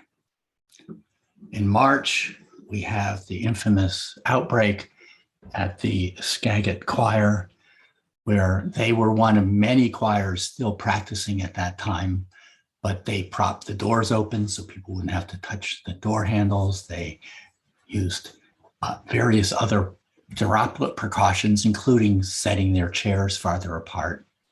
And yet they had an explosive outbreak and deaths. And while this was occurring in March, the WHO was denying that airborne transmission was important.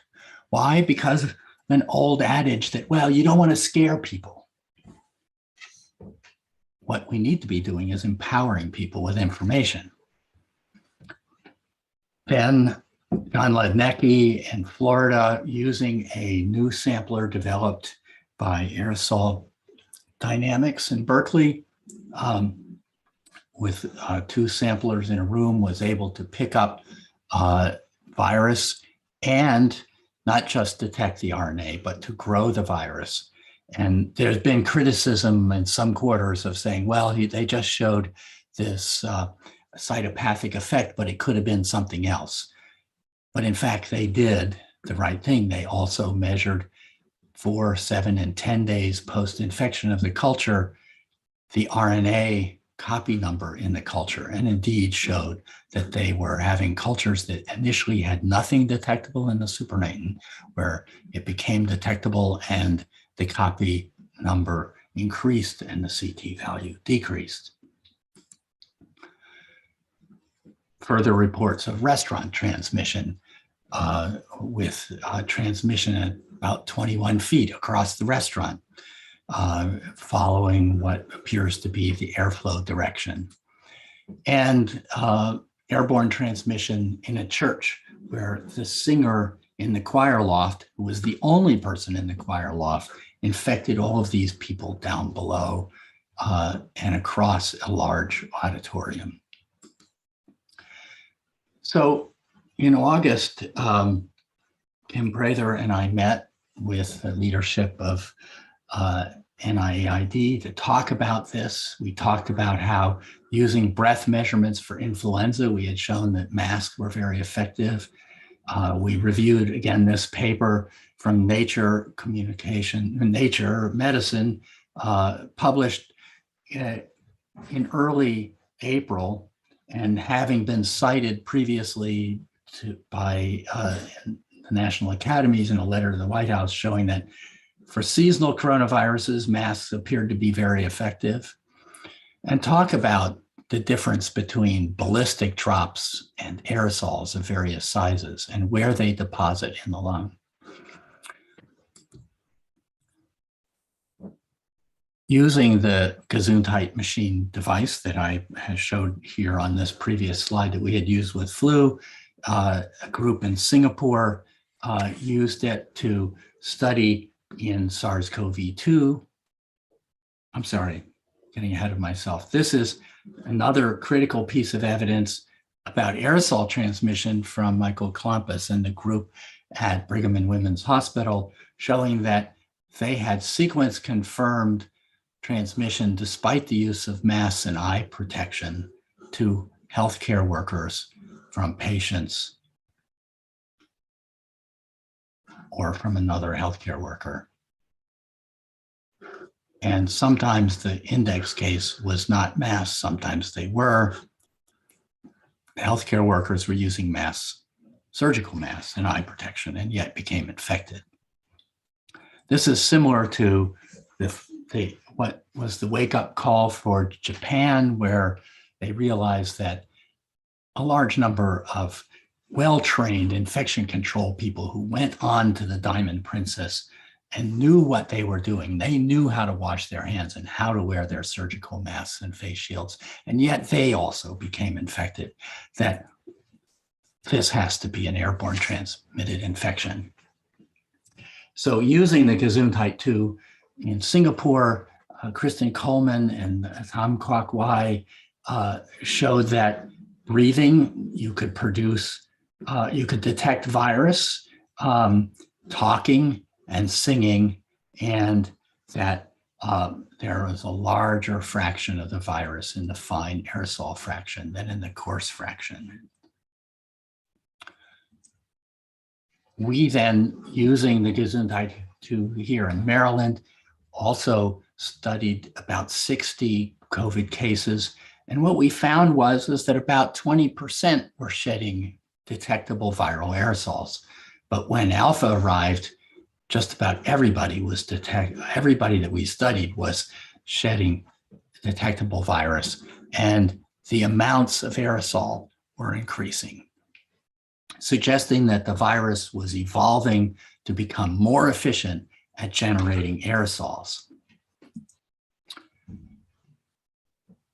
And we were able to culture virus from the breath of some of these patients, showing that it wasn't just RNA we're detecting, but it's actually infectious virus. So why has it been so hard to understand this? That's why back in 2004, accompanying the Amyloid Gardens paper, Chad Roy and I described the aerobiological pathway of airborne transmission as the elusive pathway. Unlike filtering a glass of water and finding a salmonella or cholera bacillus in there, it's very hard to collect and detect pathogens in air. We only drink a few liters of water a day. We breathe cubic meters of air every day. And you only need one infectious dose in that large volume. The size of those particles depends on how they're generated. It changes dynamically in the air, and there's physical decay as they fall out. There's biological decay as the virus or bacteria becomes non-infectious. And where it deposits in the respiratory tract depends on its size as it enters. Larger things end up in the nose, smaller things get deep into the lung. And this is part of where the misconception about 5 microns as a cutoff comes from, because that came from early studies showing that to infect someone or an animal with TB required particles less than 5 microns, because larger particles were not able to effectively get deep into the lung. And this is a key photograph from Wells's textbook published in 1955, showing that rabbits exposed to TB in particle sizes, aerosols, but not droplet spray, aerosols greater than 5 microns did not become infected with TB, whereas those exposed to smaller particles did. The medical community misunderstood this experiment and assumed that these were droplet sprays and were ballistic and didn't travel very far. But that's wrong, as we've shown before. Influenza has been known for 80 years. 70 years, 50 years, 60 years that it's airborne. But that's been forgotten. It's been was shown by researchers at the National Institute for Allergy and Infectious Diseases in the 1960s that aerosolizing 1 to 3 micron particles with influenza virus produced fever and cough. The infectious dose was about 1 virus particle and sometimes had prolonged wheezing and nausea. But putting hundreds of viruses in the nose caused no symptoms, just an immune reaction, antibody production, and putting in 100,000 times that dose tends to cause a mild cold, but no fever and cough. We tried to study influenza transmission with a controlled trial earlier in almost 10 years ago now. And we had people with droplet precautions, wearing face shields and washing their hands every 15 minutes, and control individuals. And we inoculated some of the susceptibles with virus to make them donors. And then they spent 4 days together, 15 hours a day. And we had one person seroconverted. Nobody developed PCR positive or symptomatic, as really symptomatic infection. And interestingly, only 20% were shedding any virus we could detect. But even though the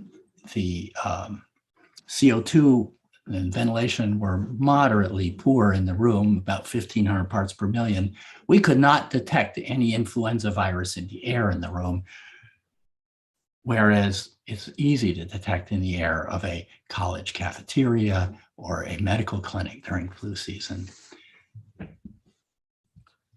suggesting that influenza is also an airborne transmitted infection. Layers make a difference with airborne infection. Here is an example from some recent publications, this one from just last week, showing that schools in Arkansas that had high attack rates and instituted mask mandates rapidly dropped, and that there were higher rates in the students and staffs than in the community. And once they instituted this, it dropped back to the community level, suggesting that transmission in the school environment had been blocked and the local epidemic began to wane. Here, looking in Georgia schools at those that had not put in any ventilation improvement versus those that had done something. And there was a significantly reduced risk if there was dilution or dilution plus purification. And this is similar to what has been seen in the laboratory here, using HEPA filters to get better air mixing, that if there was no HEPA filter, or maybe only one, that the risk was not reduced very much, but was a baseline risk. But once they started running filters in the room, they reduced the risk. And if they added masks to the filters, it became much greater protection. So layers really worked. We heard a little bit about super spreading, and here is a recent example from Omicron in South Korea, where we see introduction. Most people are not transmitting, but a few cases are transmitting to many people, and the environments are kindergarten, a family gathering, a workplace, a restaurant, a karaoke bar, a sauna. So there are clearly some environments that are high risk. Family gatherings can be an especially high risk because most of our homes, the median home in the United States, has about a half an air change an hour. And the problem, of course, is that pre-symptomatic transmission accounts for a large fraction of transmission, making it very difficult to control because one needs to do a lot of testing to find people who are asymptomatic.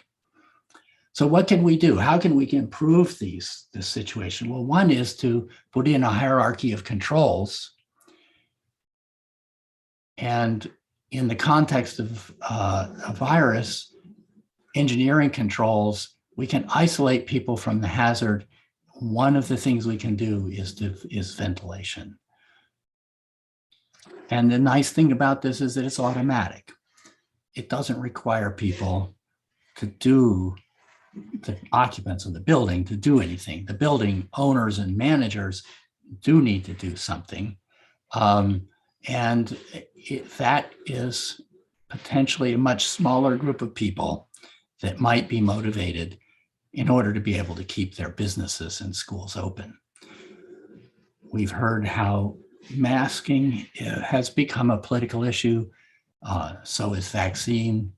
All of those things ultimately are kind of individual behavior, and we know how hard it is to implement individual behavior. The question is, can we get people to insist on clean air? And can we get past the political impasse? Will anyone argue for dirty indoor air? I don't know, and anything's possible, but this is an example of looking at high and low ventilation buildings here in single, double, and triple and quadruple rooms. And 6 liters a minute per person is the ASHRAE standard. We found that rooms that were below 5 appeared to be at increased risk of respiratory infection transmission before the pandemic. And looking at those ventilation rates and the rates of shedding that we had previously measured for influenza and time spent together in the dorm room, we realized that people who were at that upper end of shedding are very likely to infect their roommate. And even in the low ventilation building, but also the high ventilation building, even in the high ventilation building, after a few hours, you're already at a 75% probability of becoming infected. So what do we do about that? It's been known for a long time that there are theoretical limits to the protection achievable by building ventilation. This is a paper from 1991 by Ed Nardell showing that it depended a lot on how infectious the TB case was in an analysis of an outbreak in an office building. If you have a TB case who's sending out lots of infectious doses or quanta per hour, you have increasing the ventilation rate. It's difficult to make any dent in it. And even at moderate levels, you're still going to get 20% of the people infected at very high ventilation rates, much less the 10 liters per minute or so that would be the ASHRAE standard. So what are our alternatives, and can we put them in places where there is the highest risk? Yes, if you have a super spreader in your house, there's not going to be much you can do about it. You can reduce risk for most of the transmission that might happen in the homes, and especially if you have vulnerable elderly people, for example, in the home, by filtration and mask wearing if you know there's increased risk. But ultraviolet air sanitation with germicidal UV can be extremely effective. This is an example of the equivalent air changes due to UV we achieved using poxvirus aerosols, vaccinia virus, about 15 years ago. And under some conditions, we achieved the equivalent of 1,000 air changes an hour. And we now have computational fluid dynamic models of these experiments that have been validated by experiment, and we know how to implement these things in other environments. This is an example of upper room UV with a ceiling fan to get good mixing, because that makes a huge difference, in a classroom in Connecticut. So the medical model of early testing and treatment requires detection before transmission to be effective. And that works in TB, at least in developed countries, pretty well. Can it work with COVID and flu? It's much more difficult because the transmission period is much shorter and more intense than with TB. And so it's a lot harder to logistically to pull it off, and it requires a lot of individual compliance, and it's vulnerable to drug resistance, as we are aware that there is Ukraine has a very high rate of multi-drug resistant TB that is probably being exported now. We don't rely on tests and treat to control cholera and salmonella. We use a hierarchy of controls. We control the environment, and we treat our water. We don't drink unsanitary water, but we breathe unsanitary air. And one of the big advantages of environmental controls is that they are effective before a new agent is recognized, before we know that we're starting into a surge, and they don't require individual behavior. So what's the way forward? I think part of it is that we need to build the expertise in the clinical community. I think a lack of clinical knowledge and few experts trained in airborne infectious disease was a big handicap for the whole world, or most of the world, maybe outside of a few places. And we need to train these new experts, and we need to do research on what is most effective and how do we implement it. And so we need to build that research infrastructure and test these interventions to see how much we can accomplish, and to also work on the communications about these things. And the picture here is of a restaurant in Northern Virginia that uses 222 nanometer UV. That is a shorter wavelength of UV that does not need to be restricted to the upper room because it's safe for your eyes as well as your skin. And they can bathe the entire room in UV to achieve a high rate of effect of air sanitation. And as we've seen, it's these kind of places where we gather, and religious building gatherings, restaurants, bars, and maybe schools that are critical. In COVID, we know that schools are very important. In influenza, we can do something about this. We're not helpless. Thank you.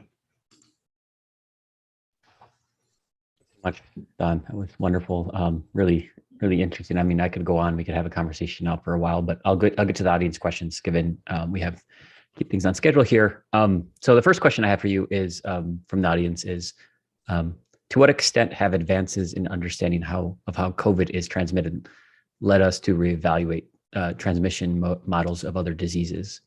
Are other diseases more airborne than previously understood? Well, I think it's, yes, I think it is causing people to rethink what we thought, or what most people thought they knew about influenza especially, but also maybe rhinovirus and RSV. I think we still have a lot to learn, and I think we still need some critical additional evidence to nail down how these things are transmitted.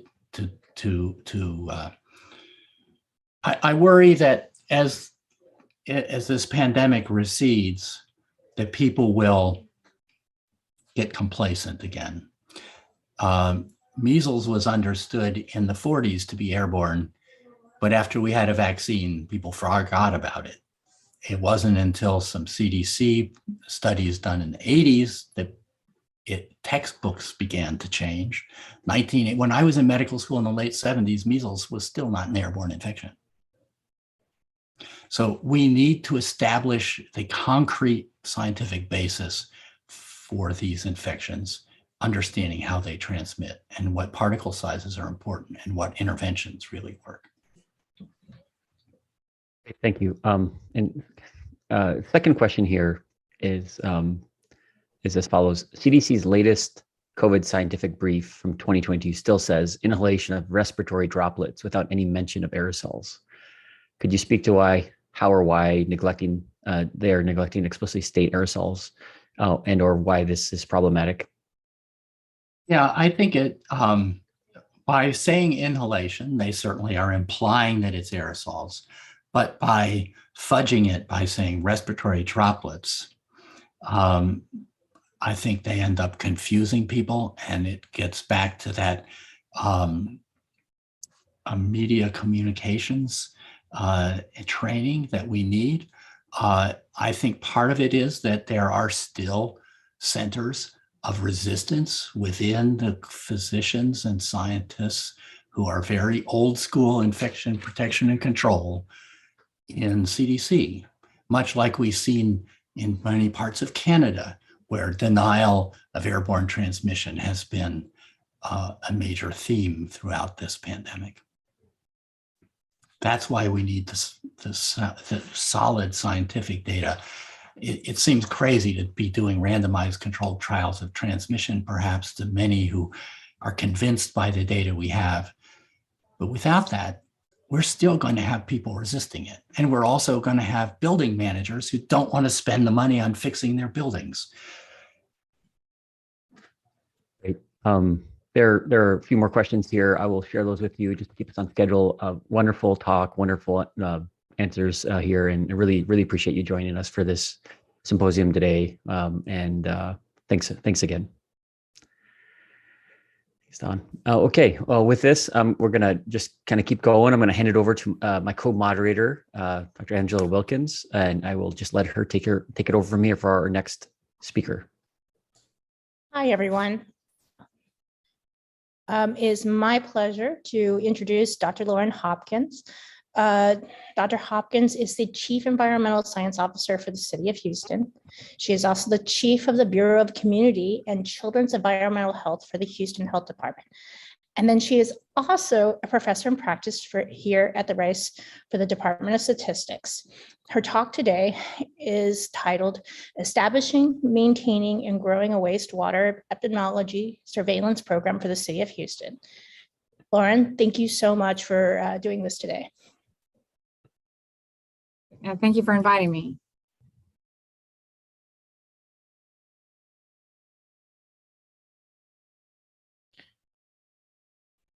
Are we good? We are. Okay, thank you. Hello, today I'll be talking about the City of Houston SARS-CoV-2 wastewater surveillance program, looking at how it started, where we are now, and ideas for the future. First, I want to say that partnership is key to this program's success. I lead the team along with my partners, Dr. Inzer and Dr. Stadlers, both here at Rice. And I would say that wastewater surveillance, from monitoring, analyzing, interpreting, and public health intervention, spans multiple expertise areas, which requires cross-collaboration and flexibility to turn around actionable information quickly with high statistical confidence. So we think of our program as divided into three components: the wastewater sampling analysis engineering component, the analytics statistical modeling assessment component, and the interpretation of public health interventions and action component. So on this slide, you can get a sense of the cross-collaboration required just from the leaders of the different organizations. The light blue here is City of Houston engineers and public works. The orange are the City of Houston Health Department scientists and public health professionals, and the dark blue are the Rice researchers. So to make this work, each of the organizations had to really work fluidly together.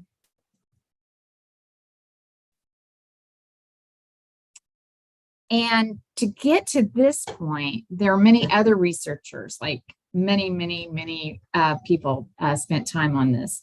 And I want to take a second to acknowledge them. From Baylor College of Medicine, it was Dr. Moresso's lab, other folks from Houston Water, and many other important researchers from Rice worked on supporting projects around this and getting this off the ground. And then I'd like to acknowledge the funders for this work surrounding wastewater surveillance.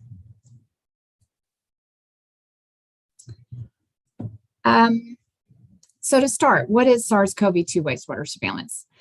You probably heard that it's happening because it's growing across the country. And here's just a screenshot from March 8th, the public dashboard that's run by the Centers for Disease Control, the National Wastewater Surveillance System, which we refer to as NEWS. It shows a proportion of samples in a sewer shed that were positive for that sewer shed over a 15-day window at 485 sites sampled in the US, all across the US. And you can see that the major cities are highlighted. But this is all within the last 2 years that these programs have begun. It starts with a person positive for the virus using the restroom. And people infected with the COVID shed the virus in their feces. And then that wastewater from the household, the viral fragments that person sheds gets into the wastewater treatment system, and it flows all the way to the wastewater treatment plant. We collect a sample as it flows into the wastewater treatment plant, and then we take it to the lab and then analyze that sample for SARS-CoV-2. It turns out that this is a really powerful tool for COVID-19 and for surveillance because it's unbiased, and the fact that we're sampling everyone in the system and not relying on really the testing, the clinical PCR testing of individuals.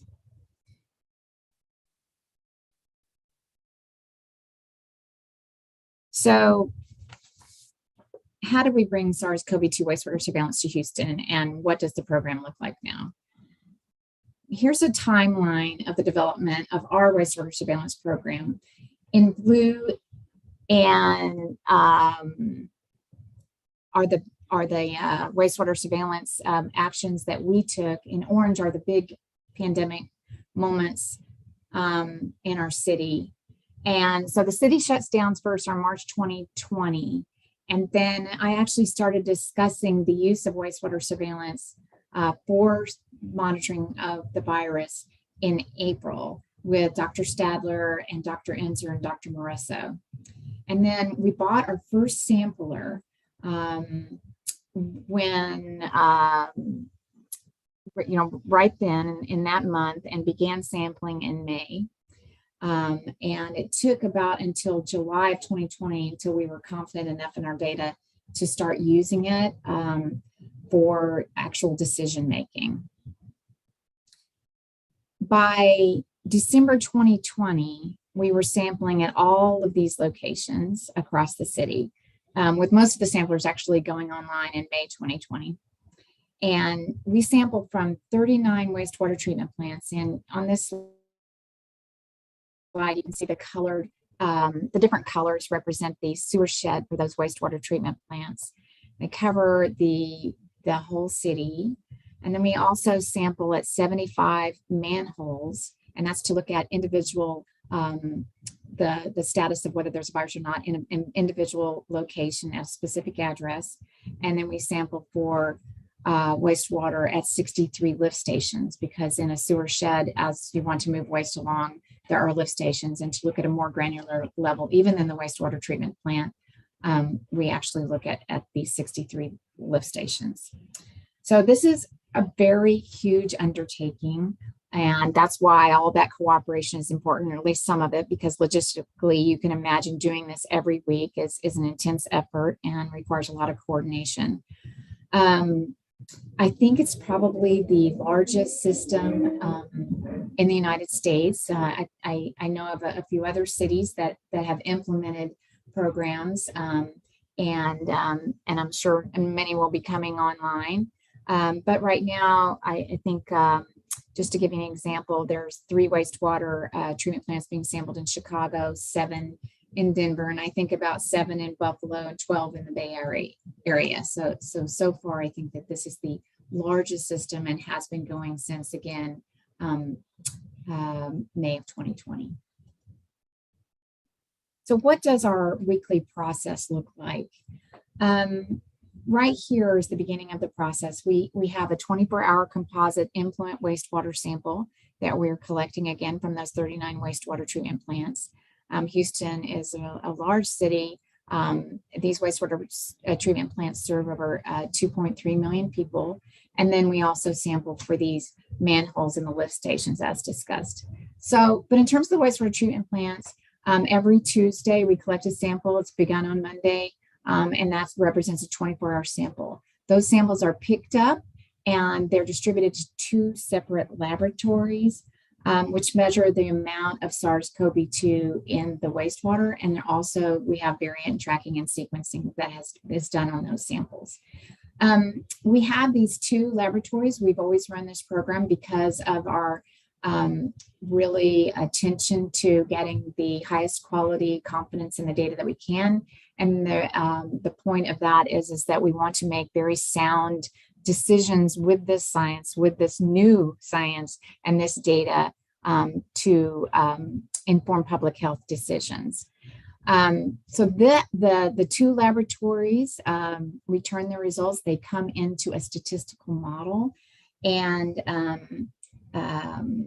to allow us to identify trends in the wastewater, and both in time and in space, because we're fortunate enough to have all these wastewater treatment plants that we sample from. We can kind of use that information to look at the concentrations compared to each other, and we can say what parts of the city are going up and down, and also in time.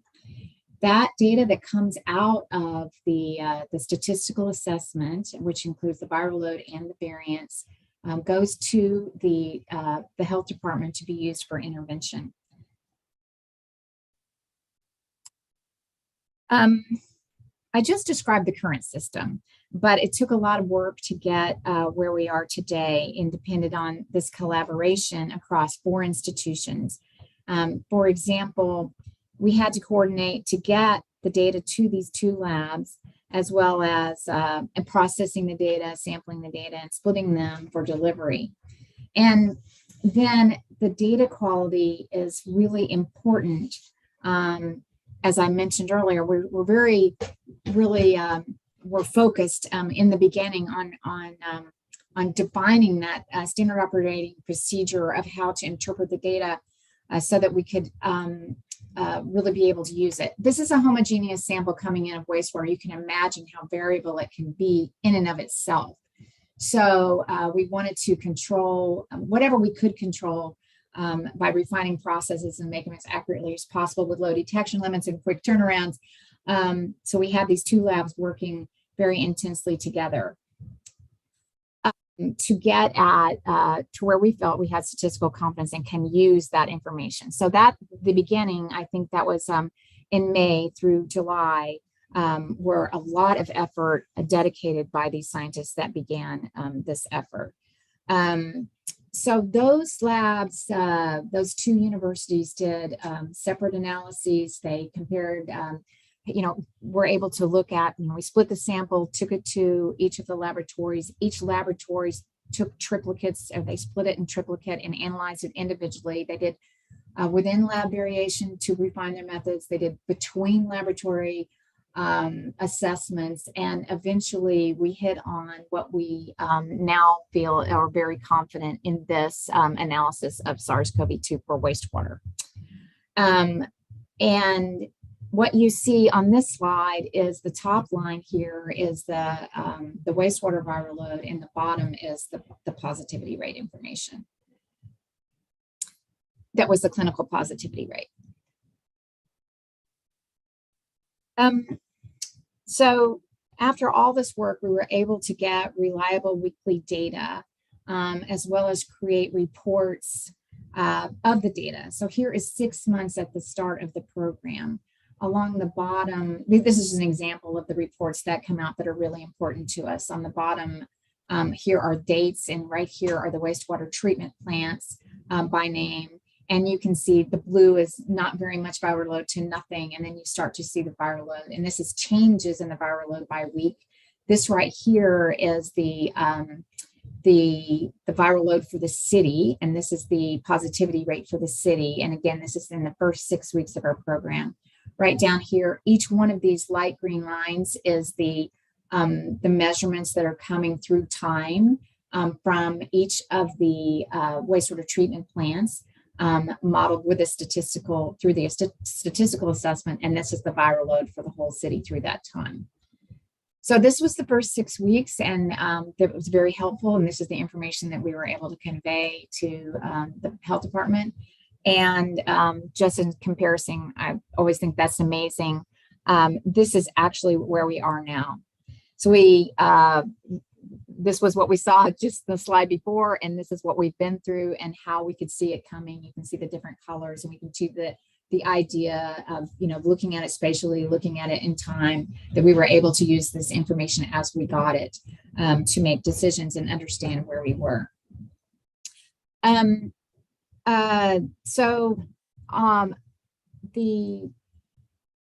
The idea that we can track this in the city through time gave us the confidence to make decisions, and that is in our plan going forward. That as testing wanes, we already understand how well that we were able to define it with the PCR testing wanes. So we're able to define it well with our wastewater program. And what I was talking about on the previous slides was our wastewater viral load, but we also have this separate analysis where we're looking at the variance. And this is an example of looking at the variant data. So on the timeline, we mentioned that we added, the slide that I was showing, the timeline of developing this program, we added tracking variants in January of 2021. And that is really a growing field, and obviously very key with all the various variants that come out. And this is an example of something that coming out of Dr. Tragan's lab in November of 2022. This is just an example of Omicron. You can see 4 weeks of Omicron data here. You can see that on this first date in November, he starts to pick it up. We're able to find it. And then the next week, much more, and the next week, and pretty soon it's everywhere. So that was our lead there. It was very quick coming in, but we did have that lead time. And what you see on the right here was that in these, this is our, again, our positivity rate, and this is the viral load, the wastewater viral load. And you can see that color, these are the weeks comparing to when we picked up Omicron. And starting November 29th, we see an increase in the viral load, which continues to increase. But if you can look at that, you can see that the positivity rate doesn't increase until about 2 weeks later. So that's another very big benefit, besides being passive system that is unbiased. We see this as a bellwether before we get the clinical data. So another very big advantage of the wastewater surveillance system. So I haven't covered the manhole results yet, but report these results to schools and use the school wastewater results as a launch pad for vaccination. The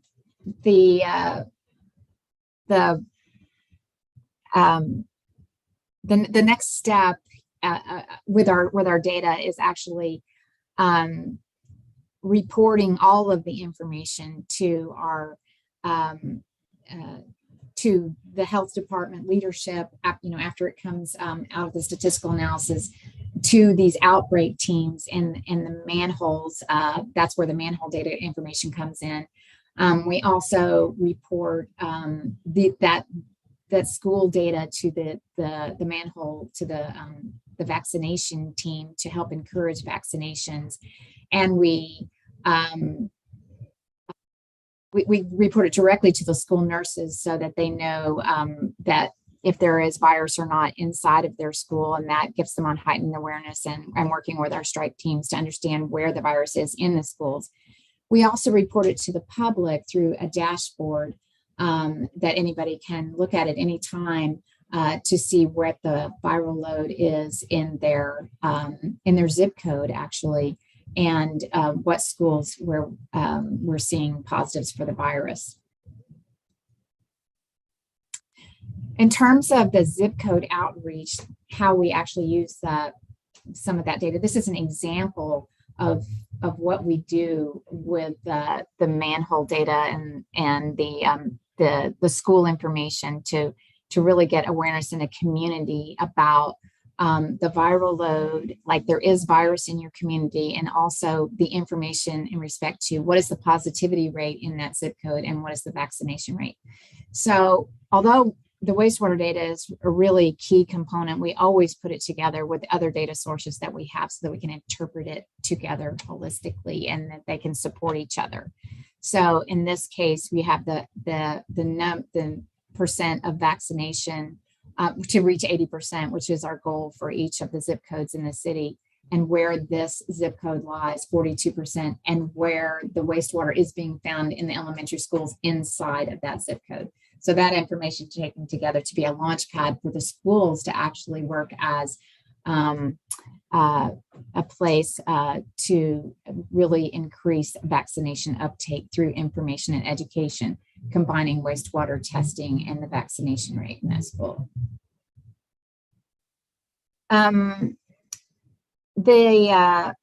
We also host a webinar to explain the science to the school nurses, and our public health authority here in Houston presented that, and he outlined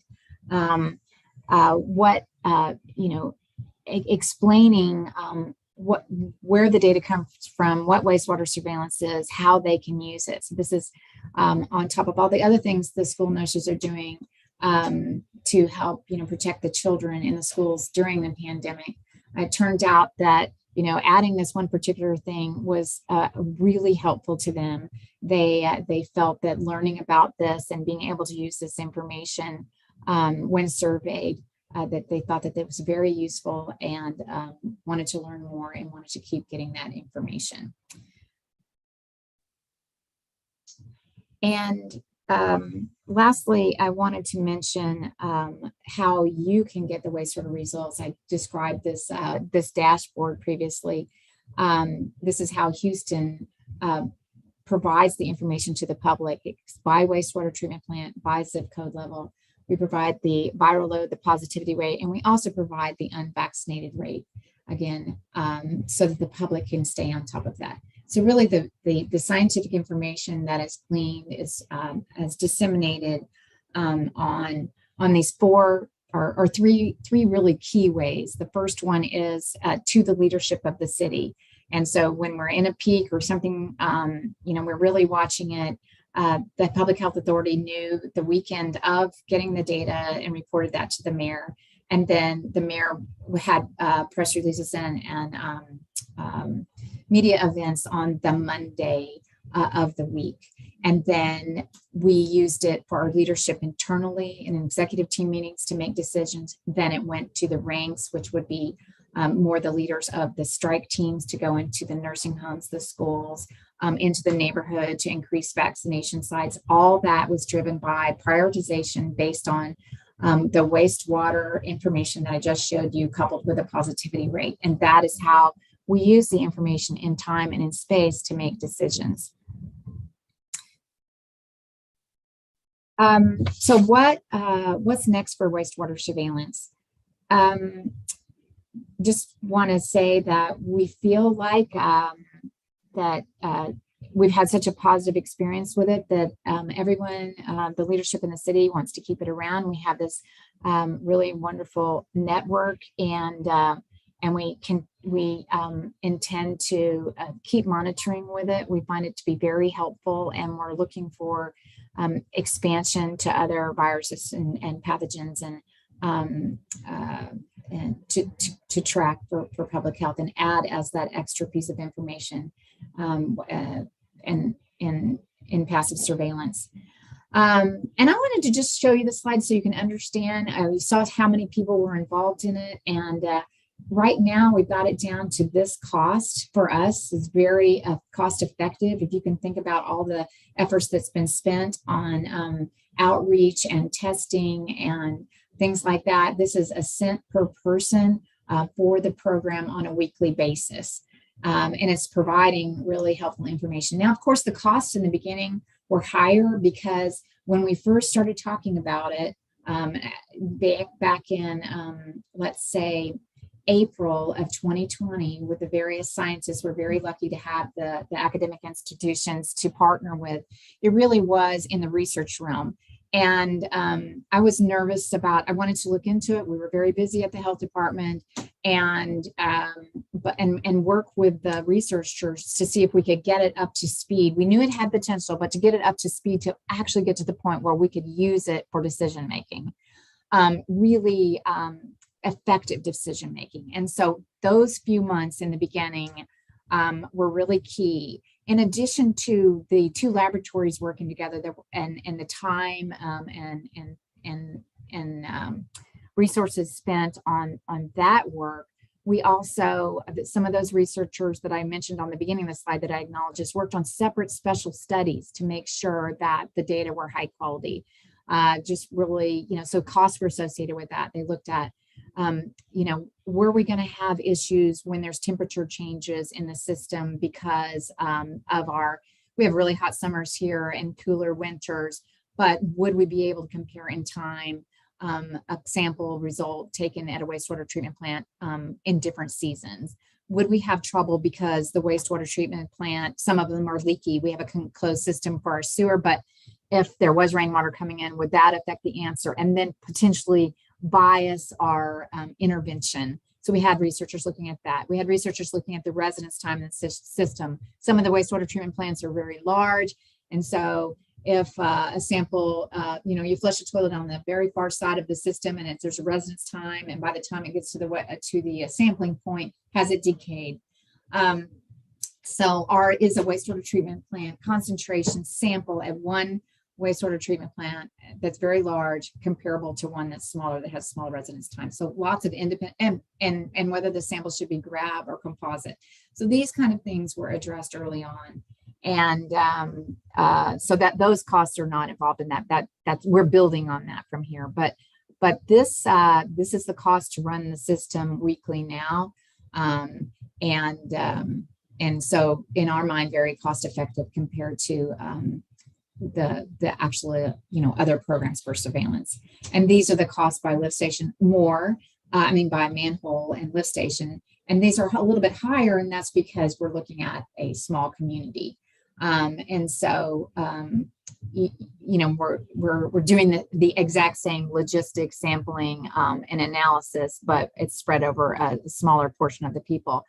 We still think this cost is really good though, because these when we're looking at nursing homes, jails, any congregate living facilities, there are high risk populations, which we really do want to track.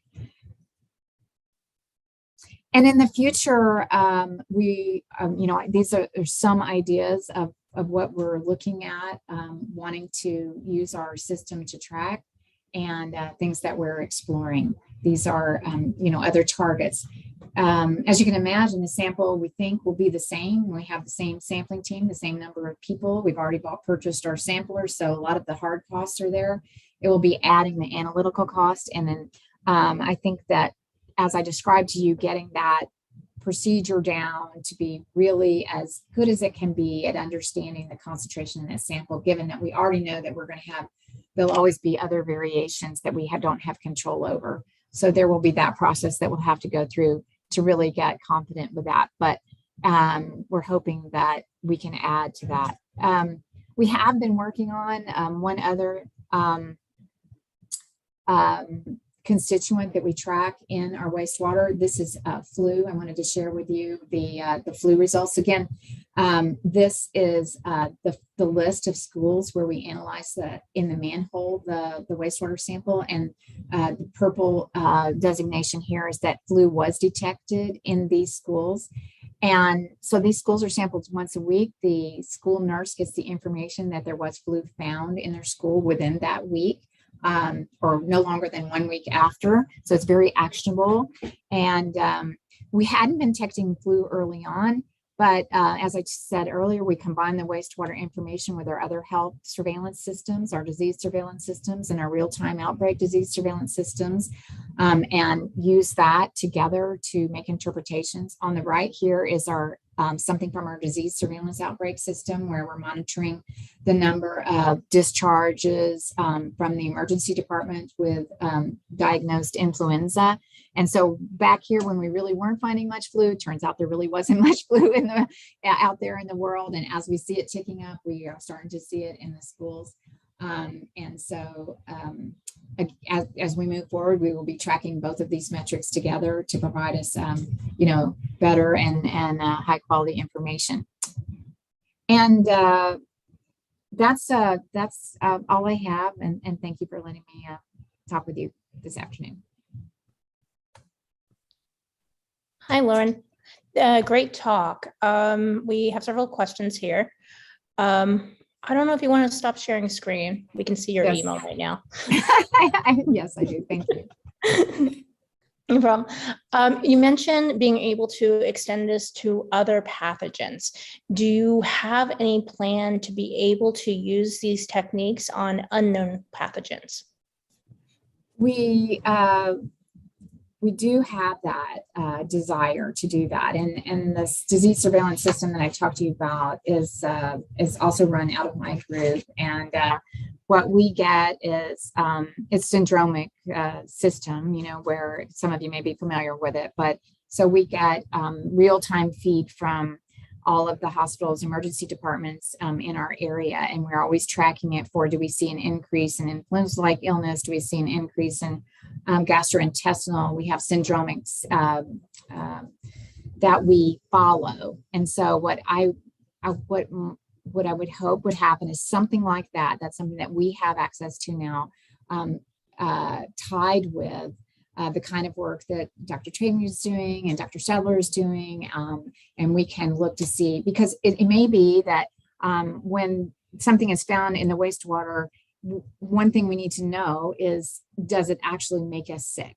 So some of them do make us and some of them don't. So I feel that connection needs to happen. And then we already have a case in point, because we have that data, and we have, or an example case, and we have the historical COVID data. And so we can see how well that would have worked, and like build on that going forward as we look for things in the wastewater that are coming along, and whether we see some impact in the health of the community. How did, every time we had a new variant, how did that affect your analysis? Because it seems like on some level you might have to start all over. Well, you're right. I mean, I think everybody felt that. I think that we're learning how to do it now. I have to tell you one thing that that it's been really important in the partnership is the researching team understanding the urgency of turning around the answer.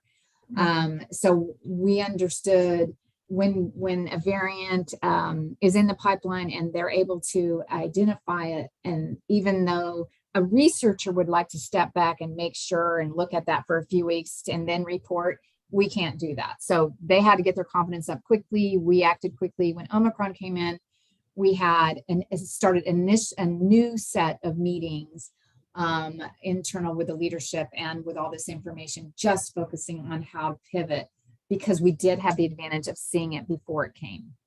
Yeah.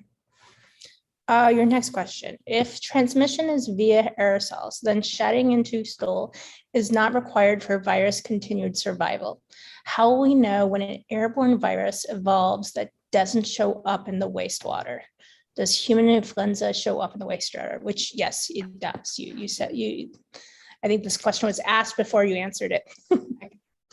Well, I mean, it is. I think that we're still working on. I think that we're still our team, is still working on seeing how well it works. So I think that we'll have different successes with different viruses and pathogens that we're trying to track.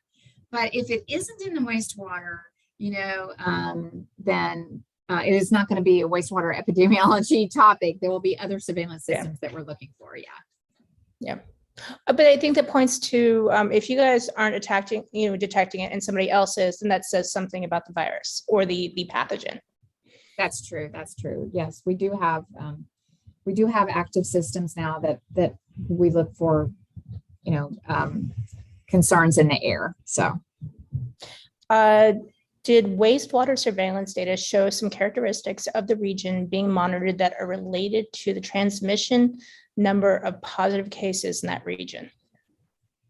Yes, actually, I think the question is, were we able to take the wastewater data and project the number of cases? Yeah. Yes, that we do that, and we actually we combined our seroprevalence. We did a seroprevalence study here in Houston. That was a randomized study that looked at how many people out there had antibodies, which we knew that means that they had the virus, but not necessarily showing up in our disease surveillance system, because of course not everybody gets tested. They're asymptomatic or asymptomatic or whatever the reason. And so we have an under ascertainment factor that we developed from that. And we also have our PCR database, and we have a very nice data set of when we had really good PCR testing data, because the testing data, the clinical testing data waxes and wanes with people's interest in the availability of tests. And now with the antigen tests, we definitely have not everything being reported to our disease system. So, but we do have a period where we have both, and we've been able to very nicely model out how many cases we can predict the cases. Well, thank you so much for doing this. It's really just amazing getting to hear about the progress of this work over the last 2 years. Every time you guys talk about this, everybody's glued to it because it's just so fascinating. Thank you. Well, we have our next speaker. One of my favorite postdocs here at Rice, Dr. Mauricio Rigo, is a postdoctoral research associate with the Department of Computer Science here at Rice University. He is developing computational tools and algorithms to predict the binding mode of ligands, small peptides, to protein receptors involved in immunological responses. He will be talking, he will be sharing his talk today. It's on structural in silicio strategies towards COVID-19 mitigation. Thank you, Angela.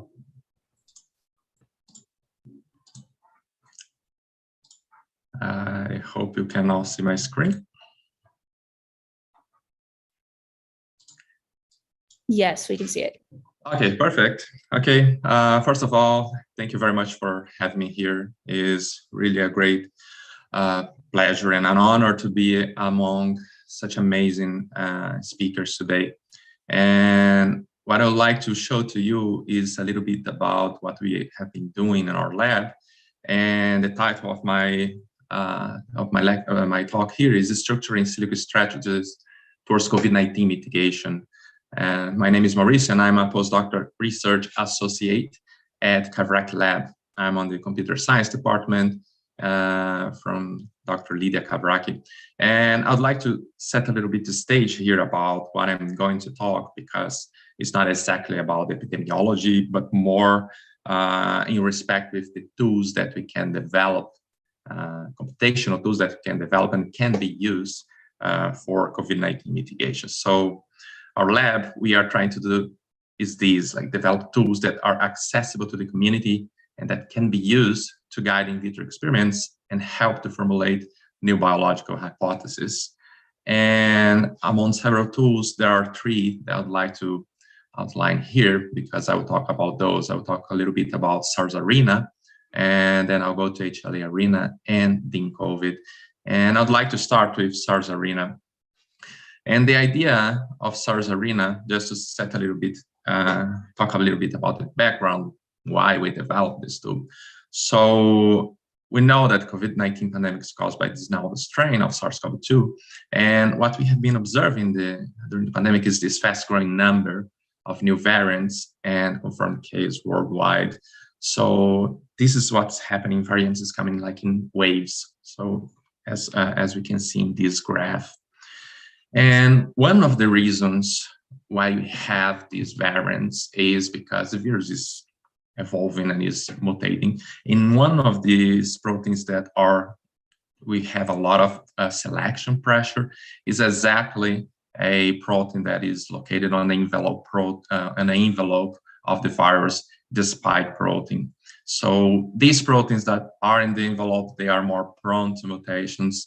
And so they are more susceptible to this selection pressure. So, and the vaccines that we have, they are based on the spike protein. And this could interfere. This could actually be one of the reasons why a long time, we can have a decrease on the efficacy of these vaccines. So what we want to propose here is that exactly we have other proteins that we can look into. And one of these proteins actually that will not suffer such a strong pressure selection as spike protein is the nucleocapsid protein, or N protein. And I bring here some of the papers that show that N protein actually can trigger an immune response, so can be used as an alternative for future vaccine development. So for instance, in 2004, there was this paper where the results indicated that N protein was recognized in most of the serum of the patients. Here in the second work, for instance, a lot of epitopes were found exactly on nucleocapsid protein, even more than, for instance, on spike protein. So there is ground to look to other proteins besides spike protein. So, and this is another interesting paper because here the authors recovered immune cells from patients that were recovered from SARS, and these cells were stimulated with peptides from N protein, and they evaluate how these peptides will elicit a cellular immune response. And what they observed was that CD80 cells and also CD40 cells were able to recognize peptides from this protein and trigger an immune response through the releasing of this cytokine called interferon gamma. Interferon gamma is a cytokine that will be present in inflammatory responses. So this is pointing out for, okay, N protein can be used again to trigger immune response. And also interesting on that is that it's not all peptides that will elicit the same immune response. So as you can see here, the peptide pools 1 to 6, these are different regions of the N protein. And these different regions, they can trigger immune response in a gradient, like in different levels. Observing that, we noticed that, okay, it would be interesting to develop a tool where we can retrieve all the sequences from nucleocapsid protein and analyze, searching for conserved residues in these N proteins, because probably the conserved residues, the conserved regions will not be so exposed to the pressure selection. This is probably important for the virus. And then analyze these conserved regions in a structural manner. So SARS Arena is about that. It's about the analysis of the sequence of nucleocapsid protein, but also including structural analysis. And since our lab has expertise on the CD80 cell immune response, we are focusing on this type of response. Just to give you, show a little bit about the structure of what we are seeing here. We have normally these HLAs, human leukocyte antigens. They will present the peptides for this TCR, represented here in green and yellow. And you can see that the TCR will kind of see the pHLA, the peptide, and the HLA, but not only see topography, but also electrostatic change in these molecules. So this is one of the things why we are interested in studying the structure of the peptide HLA. So we are interested in studying the conserved regions of this N protein, but also how these peptides can be presented by different HLA molecules. And in fact, there are also some targets in the literature. This is actually a famous one where you can see that this is like different epitopes. Right here, you can see that these are different peptides being presented by this molecule, by this HLA. But although they are different, and even from different strains of SARS, they have like these hotspots. And these hotspots are pretty similar, and they are sufficient to be recognized by the same PCR. So in this case, this is interesting because we can think about a broadened immune response where the same type of response that we observe in one SARS-CoV-1 we can observe in another, because it's the same PCR recognizing those targets. And this is a cross-reactive immune response, we call it this way. So talking about SARS Arena specifically, SARS Arena is a pipeline that we built onto these two workflows. And the interesting about SARS Arena is that all the softwares, they are installed inside Docker. We have these containers on Docker with all the software installed there. So all the user needs is just to download Docker, and it is not supposed to have problems about computational requirements and everything. So it's kind of an easy tool to use. And we also are using Jupyter notebooks, so the user can see actually what the code is doing. And if the user has some experience, can actually modify the code as you wish. Source Arena has these two workflows. The first workflow, the workflow 1, is more directed towards the sequence analysis of these end proteins, while the second workflow is more directed to the structure analysis, and I'm going through each one of those. So in the workflow 1, first thing that our pipeline will do after the user sets some filters, like for instance, sample to be analyzed or variant from where you want to retrieve the end protein. So after setting these filters, you can actually fetch proteins from NCBI virus. And these proteins will perform a multiple sequence alignment. So the idea of doing this is to being able to compute a conservation score and actually find among several of these proteins where the peptides that are the most conserved ones, they are localized. And you can actually tune the conservation value. So at the end, you have a list of peptides depending on the conservation value that you use. So this is also something that the user can do.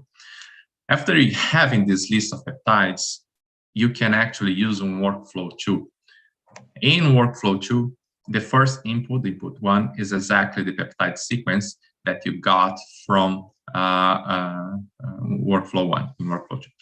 And the second input is the HLA sequence that the user wants to use to model these peptides. Once the user chooses the HLA sequence, we run a sequence binding predictor through MHC Flurry, just to see where these peptides will bind, if these peptides will bind to each one of these HLAs. And then we model these HLAs, the three-dimensional structure of those, and we combine both using another tool also developed in our lab, that is ApeGen. And using ApeGen, we can actually have the structure of the peptide HLA, and using specific scoring functions, we can create an hierarchy. We can actually say, okay, this is the peptides that will bind better or not to the MHC, and we can create this order to be used later, or the user as he wishes. So this is the summary about SARS Arena. So this is a pipeline that will allow users to search and analyze conserved residues in SARS-CoV-2 proteins. SARS Arena will allow you filter by geographic location, pangolin age sample, among others. And the 3D complex here can be used in surface analysis to search for shared structure patterns, for instance, like in the example that I gave you before. The second tool that I want to show you here is HLA Arena, that it is also connected in some part with SARS Arena. That's why the names, they are close to each other, because the last part of SARS Arena is pretty connected to HLA Arena. And here I'm going to show you a little bit about the tool, what we can do with that. But I also want to show how HLA Arena was used in a specific context where we analyzed the relationship between peptides from BCG and SARS-CoV-2. So the same way as SARS Arena, HLA Arena is a customizable environment where we can do structural modeling and analysis of peptide HLA. And the same way we have Docker container, we have the Jupyter notebooks. And at the beginning, we created HLA Arena specifically for cancer immunotherapy, but this is a versatile tool that can be used in other works. So inside HLA Arena, we'll find all the software that is necessary to run docking, to run modeling of proteins and everything else. And you can see here that HLA Arena is divided in these 3 main workflows that we call the geometry prediction workflow, the binding prediction, and the virtual screening. If user wanted, also can create his own workflow. And in each one of these workflows, we have these three parts: the input processing, the peptide docking, and the data analysis.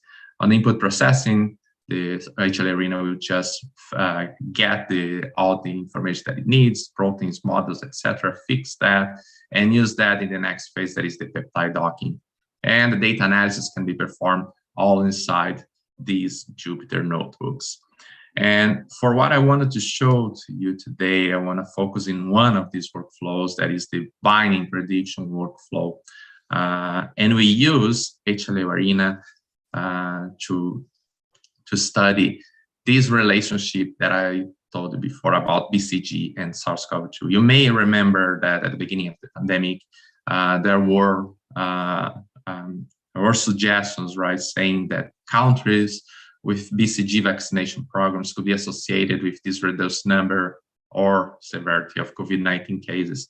And this was intriguing because BCG is supposed to protect against tuberculosis. And this is a live attenuated Mycobacterium bovis. It's a bacteria. And then it was interesting how people would be protected with taking one vaccine against SARS-CoV-2. And we went to the literature and started to talk about this. And one of the things and the hypothesis that we formulate is that, okay, we have peptides from BCG that are very similar to peptides found in the proteome of SARS-CoV-2. So what we're going to see here is a cross-reactive T-cell response. So the same clonotype, the same TCRs are recognizing peptides from BCG and SARS-CoV-2. So how can we test that? Because this involves a lot of data, a lot of sequence to be analyzed. So we start doing our pipeline for that. The first thing we did was to recover the proteome from BCG and SARS-CoV-2. And we use an approach of the sliding window method to generate all possible non-redundant non-number peptides, because those are the main ones that will bind to HLAs. And we select HLAs that were in some way connected to SARS-CoV-2 from what we got from literature. So in this first part, we filter which of these non-numbers would bind to each one of these HLAs using a sequence-based predictor. And then after that, we perform the structural modeling and the biochemistry similarity of these peptides. And specifically for structural modeling, here's where HLA Arena was used, because we needed to model more than 300,000 PHLA complexes. And we were able to modify the code of HLA Arena to run in a parallel mode, because otherwise this would take more than years to finish, and we could finish that in months. After we did that, this comparison, after we modeled these complexes and we got biochemical similarity of each one of these peptides, we extract these features and using a hierarchical clustering analysis. And what we were looking here was, based on this feature, what peptides, what pair of peptides between BCG and SARS would be the most similar ones. And how is this connected with what we already have in the literature? What of these peptides will have some immunogenicity value associated to? At the end, we were able to got this table with 40 possible pairs that I will show at the end of this part. And here we screen over 13 million possible cross-reactive peptide pairs from BCG and SARS-CoV-2. It was really a work with a lot of data. And just to visualize what I'm saying to you, so in A here, you can see the peptide HLA, the peptide in yellow, in green you have the HLA. And you have this, if we compute electrostatic potential, you can see here in this green grid, this is basically what the TCR can actually evaluate to trigger or not immune response. So we focus our analysis on this part of the DMHC. And you can see in B that we generated these dendrograms where we included if the peptide has or don't have evidence in the literature about immunogenicity, and we cluster the closest one using a DFS algorithm. After that, doing that, we came with a series of putative cross-reactive clusters. And we got into this table with these 40 peptides that we can suggest as possible cross-reactive ones.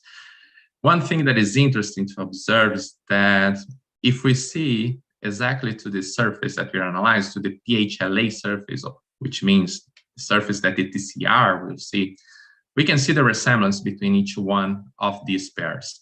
But among them, they are not similar. So probably here, if we have some cross-reactive response, is between these pairs. And the next phase would be, of course, testing these in vitro. In fact, we already have a collaboration in Brazil that is interested in starting these experiments now. But this is the take-home message, because we were able to use an in silico tool to actually filter the most probable cross-reactive targets instead of using 13 millions of possible pairs. That would be unfeasible, not be adequate. We will not be able to do right now with what we have. So as a summary of HLA arena, our study produced this list of monogenic BCG-derived peptides that may prime T-cell cross-reactivity against SARS-CoV-2. And this large data set was only possible to be modeled thanks to the HLA arena that we developed. And I want to finish my presentation with another tool that is also in respect to COVID, that is ThinCOVID. Now I will not talk specific about HLA. I will talk more in the context of other proteins from SARS-CoV-2. And again, just to give you some background on this, each one of the SARS-CoV-2 proteins, has a special role in the virus adaptation.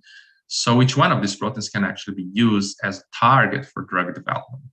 And one way to assess this is an in silico method using mainly molecular docking progress. But the problem with the molecular docking is that most of the times these approaches will not consider the inherent flexibility of the proteins. And this is what we want with ThinCOVID. We want to provide a web server where the user can use docking, actually ensemble docking, with flexible SARS-CoV-2 proteins.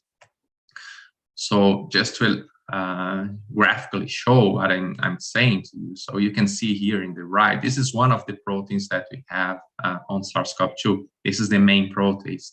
And you can see that we can, there is a specific part of the main protease that is the binding site, where here we have an inhibitor bound to the protein.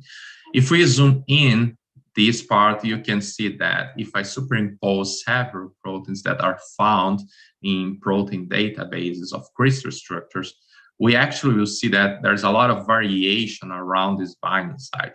And this is important because this variation can interfere on the binding affinity of this inhibitor, on the stability of this inhibitor.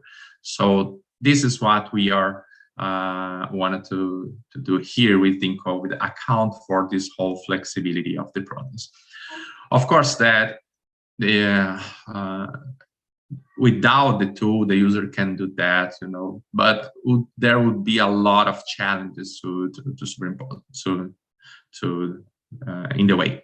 So the user, for instance, should have expertise on tools used to generate these conformations of proteins. The selection of these conformations, the representative ones, is not something that is easy to do. And also at the end, the user will need to implement a protocol to use this conformation docking study. So what we want here is to provide this set of pre-computed conformations for different proteins of SARS-CoV-2 to select these conformations in an optimized and automatically manner using PCA and other dimensional reduction methods, and also implement the algorithm that will use these conformations in an ensemble docking. And I'll not go into much details of ThinCOVID, but just to understand how we developed these. The first thing that we did, we went to Protein Data Bank. This is a database where we have all the crystal structure, all the three-dimensional three-dimensional conformations of the proteins that were already released through some in vitro experiment. So at the time, we had information for the main protease, for the PL-Pro, and our DRP. The main protease is the one that we had most of the structures. And you can see that each one of these proteins have a specific binding site. And in the case of main proteins, we have two binding sites, two places where inhibitors can bind, either the catalytic or the allosteric site. After recovering these proteins, we cannot use all of them in a molecular docking study because this is computationally unfeasible. So we need to find a way to get only representative conformations from the set of structures that we have. So we use dimensionality reduction with PCA and clustering to do that. But we also know that there are other forms that the protein can actually appear in the nature, in a physiological environment. So how can we assess that? That's why we use molecular dynamics. So we got which one of these proteins, and we perform a molecular dynamics using different force field, simulating how the protein will behave in an aqueous solution in a physiological environment. By doing molecular dynamics, we can extract more than 100,000 conformations. So again, we cannot use all of these conformations. That's why we use only representative ones. At the end, we had these different ensemble of conformations. What I'm showing you here in these graphs below in gray, these are the whole, like the whole structures that we have, either using the crystals or the molecular dynamics. And in red one, you can see that these are the conformations that were in fact selected through our method. So these are the representative ones. That's why we are calling our ensemble. And that's why we are doing the ensemble docking. We want to use each one of these conformations in a docking study to search for other inhibitors. And these are just the numbers represented in these graphs. Just again, show you some visual about this. Here we can see the main protease crystal ensemble. And if you look to the catalytic side and also allosteric side, you can see that there's a lot of movement around this side. So a lot of atoms assuming different conformations and different positions. And these, in fact, will interfere with the way that a possible inhibitor will bind. And then COVID is now offered as a web server. So it's pretty easy to use. All the user needs is to upload a ligand and then choose a receptor and ensemble to use, put an email. And at the end, you got your results that you can also open in our web server, download these results, or actually interact with the web server if you wish to see some peculiarity. And another important thing is that we are always updating the COVID. So for instance, right now, we already put other proteins like spike protein and helicase protein. In the case of helicase, we have two possible binding sites. And we also offer the user the options to use all ensembles in the analysis, because previously it was just one or another. And we are very happy that the program is being used worldwide. So until now, almost 3,000 users used DynCOVID. And this is the summary. DynCOVID offers this ready-to-use solution for researchers to account for protein flexibility while testing compounds against SARS-CoV-2 proteins, and also allows users to run ensemble docking experiments without the additional burden of time-consuming simulations required for ensemble generation and docking preparation. And with these tools, we hope to provide platforms and pipelines for the discovery of new SARS-CoV-2 targets, while also helping on the development of new therapies for COVID-19 treatment. And also, these tools, we can broaden the scope of use of them for designing, for instance, novel therapeutics or investigating immune evidence in the context of personalized immunotherapy, which means we can these are pretty versatile tools that we can use for in other fields. And I'd like to thank you, all people that was involved with each one of these, with the work that I showed to you. And if you have any questions or if you want to contact me, I'll be glad to provide you more explanation about the tools and even pass you the code and we can discuss about it. Thank you. Thank you so much. We have many questions, so let me get started. Should I stop the sharing? Oh yeah, you know what? Yeah, stop the sharing unless you think you might need the slides. Okay, so earlier on you were talking about a SARS arena. Right now you are focusing on N protein. Is it possible to analyze other proteins? As a matter of fact, yes, we can analyze other proteins, and because the way we are getting these proteins is through the NCBI virus. So we are fetching the proteins from there. And inside SARS Arena, the user can actually have a tab where you can define which of the proteins you want to analyze. Of course, we are testing the program more towards the nucleocapsid protein. So we can assure, for instance, the time that would take to perform the multiple sequence alignment of other proteins. This can be something that will interfere, because for some proteins you have much more residues, or longer proteins. So this is one of the things. But yeah, definitely we can do that. We can insert other proteins. Next question, how easily can this computational modeling approach be adapted to new pathogens when we see that we see in the future? How easily? Each one of those, like the three? Well, I think they meant the second one when the question was asked, but maybe the answer is similar for all three. Yeah, so right now, I will talk about the second one, because the second one, HLA Arena, at the beginning, when we start analyzing BCG and SARS, this was something that we got stuck because we got too many peptides to be analyzed. So right now, we have a way to do that. We know how to do that, and we develop ways to make HLA Arena works faster. So I would say that now it's just a matter of see what is our problem, and then just run. It was not supposed to take so long. For instance, when I said that when we start with the BCG, this would take like years to perform, and now we can do it in months. So I believe that for new pathogens, we can work in the same way. We can follow maybe a similar protocol, and this would be interesting to do. How does the process work to include new proteins in GeneCOVID web server? Yeah, sure. So at the beginning, we start looking for proteins in the protein data bank for proteins that we already have the crystal structure.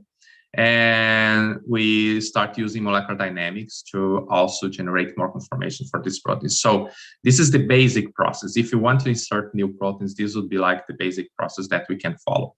The burden here is to run the molecular dynamics simulations and then run the ensemble selection part, but mostly the molecular dynamics simulation take longer. But this is the way that we can do.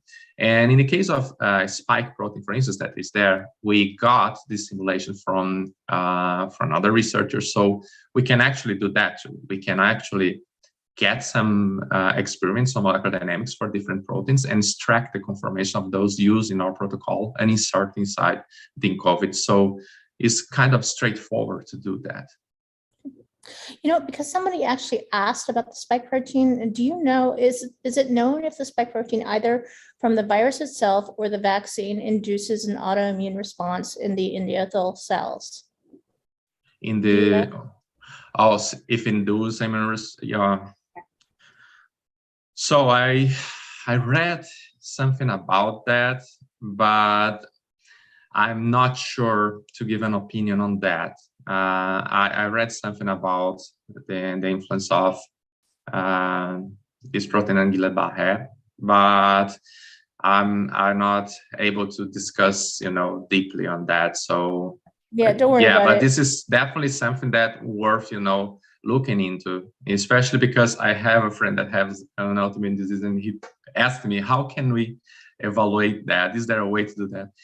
We can do more research to find for these autologous targets that would be similar to spike protein. Yeah. Someone's double checking if you have a local version of GeneCOVID. I mean, I think you said that basically you have a Docker. So basically anybody can run it from anywhere as long as they can put that Docker somewhere. Yeah. You can pull from Docker and you can use it. And this is a way you can do. or you can use the web server that is hosted on at Orion at Rice University. And if you have any problem pulling the program or trying to install on your own, please just send me an email and we'll get connected and we can help to use that. Our last question. I think this kind of points to an interesting idea. Does your computational platform enable collaborative contributions from the community? Can scientists work together on collaborative areas to get involved? And so this points to maybe, have you guys thought about crowdsourcing? Well, we didn't discuss that, but definitely would be something interesting. Yeah, but we didn't discuss it. But yeah, why not? I think it'd be interesting for sure. Something to think about. Okay. Yeah. It has been great to see you do your talk again and getting to watch your journey. And I look forward to hearing more from you. Okay, thank you very much for your words, kind words. Okay, bye. See you later. Well, we have our last speaker today, and it looks like we're a couple minutes ahead of time, so I hope Sonia's ready. But we have Dr. Sonia Villapol. She is an assistant professor with neurosurgery at the Center of Neurodegeneration at Houston Methodist Research Institute. Her research is focused on neurodegeneration, inflammation, neurorestoration, microbiome, nanotechnology for drug delivery in several brain injury animal models, including pharmacological approaches to repair the injured brain. Today, she is talking about long COVID and what will remain after the pandemic. Thank you so much for being here. Thank you, Angela, and thank you for inviting me. So I'm sharing my presentation. We can see it fine. Perfect, thank you.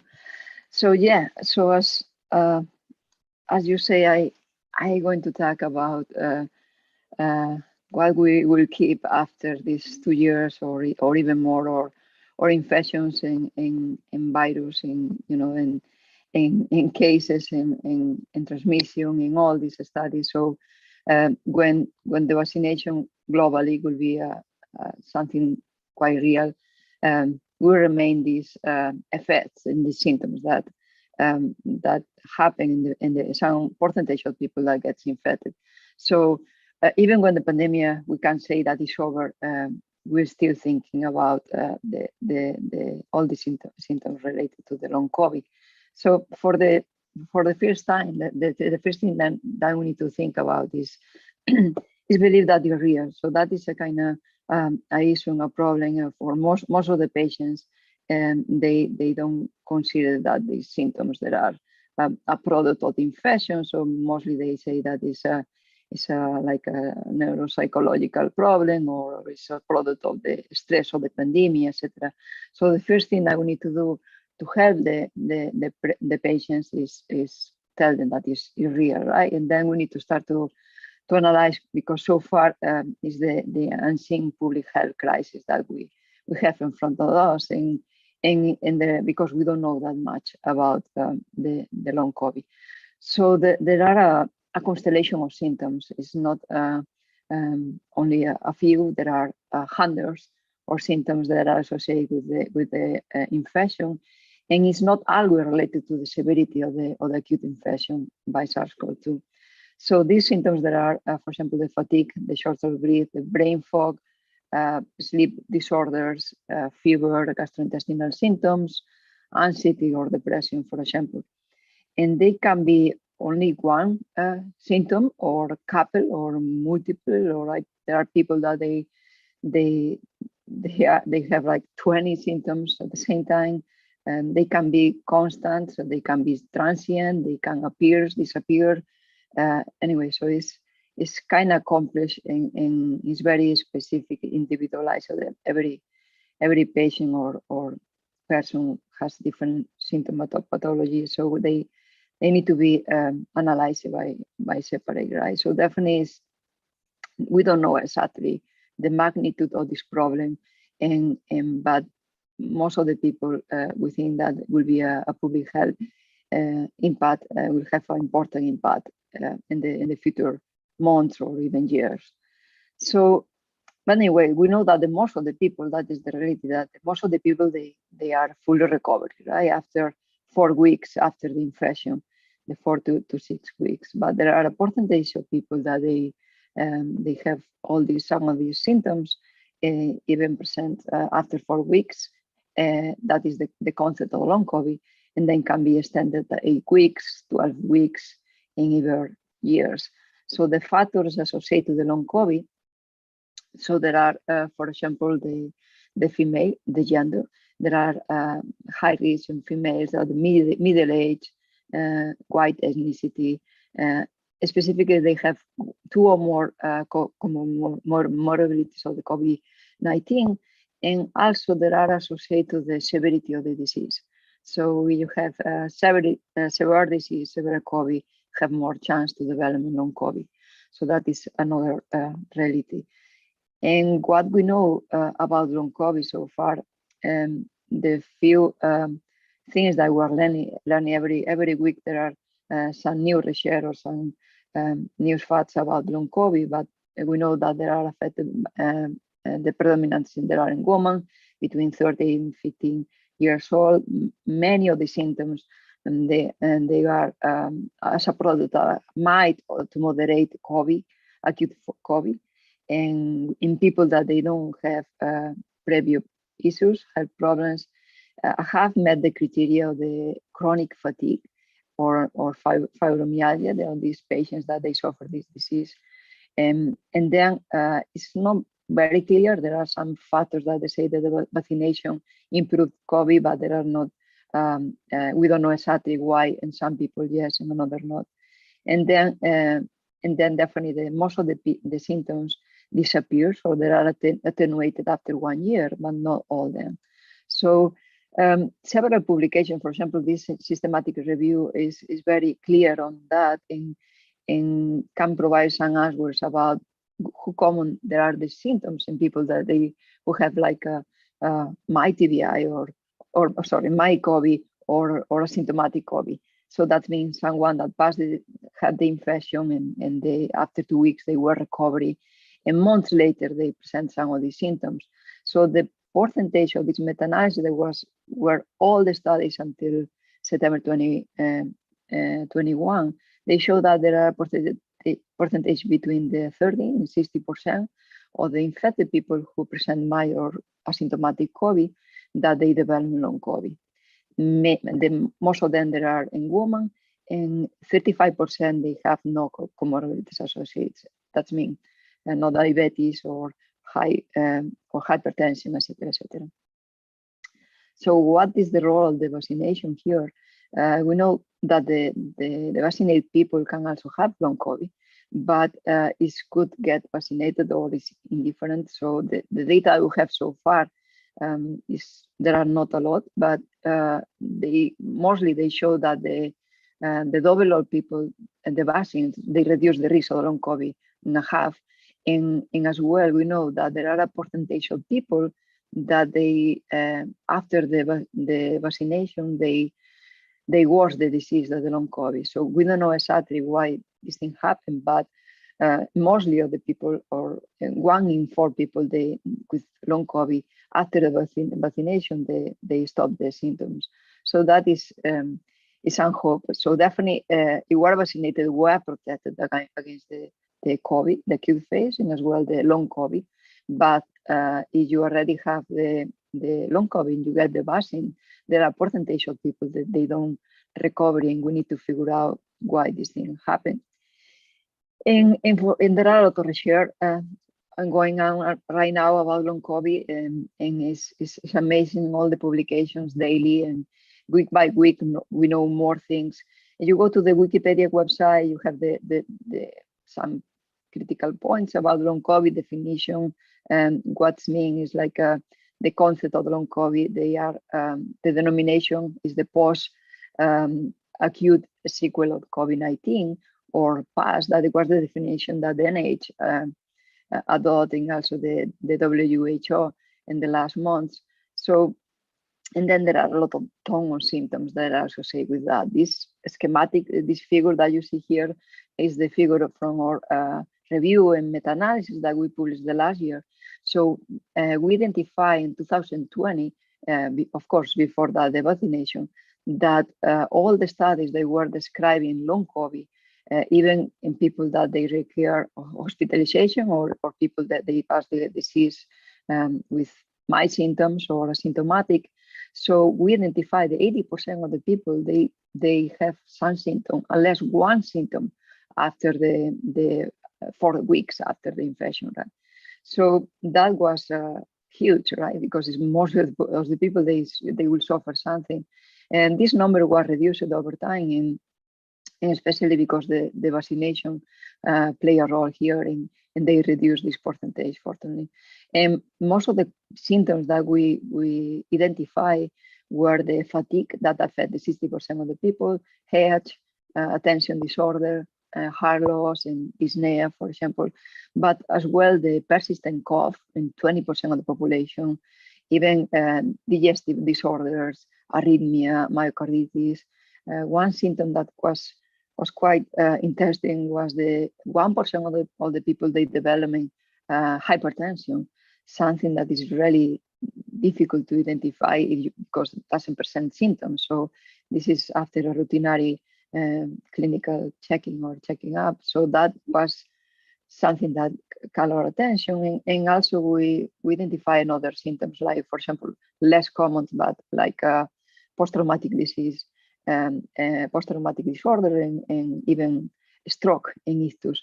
So you can see here in the right side, all these column of symptoms that are neurological symptoms. So this is quite predominant, even more than the rest of the symptomatology. But this, the previous work was mainly in the data that we collect from studies where the people require hospitalization, but as well the people that they don't have to be in the hospitals, or they pass the cover, like mild to moderate.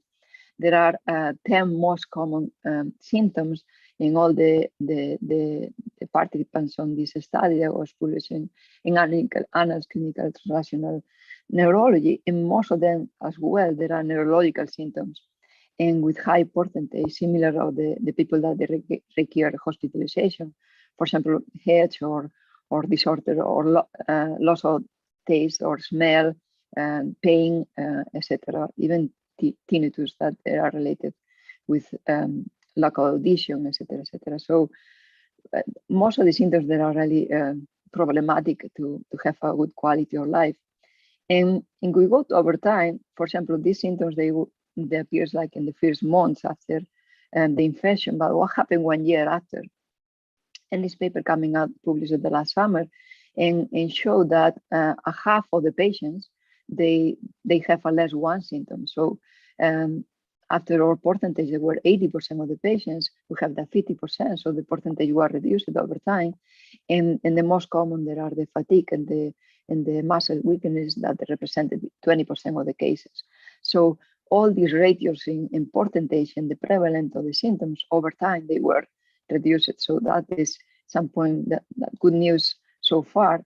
And also all these symptoms depend on the immune system. And as you know, the kids, they are less affected by COVID-19. And one of the major reasons is the local systemic response in kids and adolescents is different that happen in adults. There are different parameters that I'm not going to go here, but for example, there are strong maturation patterns that are different in the child and the adults.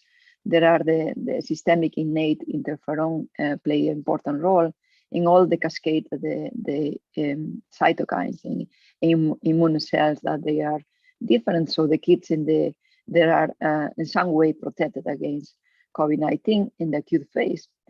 But what happened with the long COVID kids? So we did the same meta-analysis. This work I submitted the last night, so we'll be preparing in the next hours, even maybe over the weekend. So the long COVID kids is a reality as well. The prevalence of the pediatric COVID, long COVID is much less than in adults, but is real. So the pediatric long COVID has the major symptoms that are neuropsychiatric, they are related with the fatigue, cognitive problems, irritability, sleep disorders, and etc. So they are associated with the severity of the disease, or the acute phase of the COVID-19. And then also there are symptoms that are diagnostic in kids that they suffer, they have the infection like a mild COVID or even asymptomatic COVID. So that is a percentage. You keep this number here in mind. 25% of the COVID positive cases in pediatric cases, they develop some symptom after the infection, even if they have a mild COVID acute disease.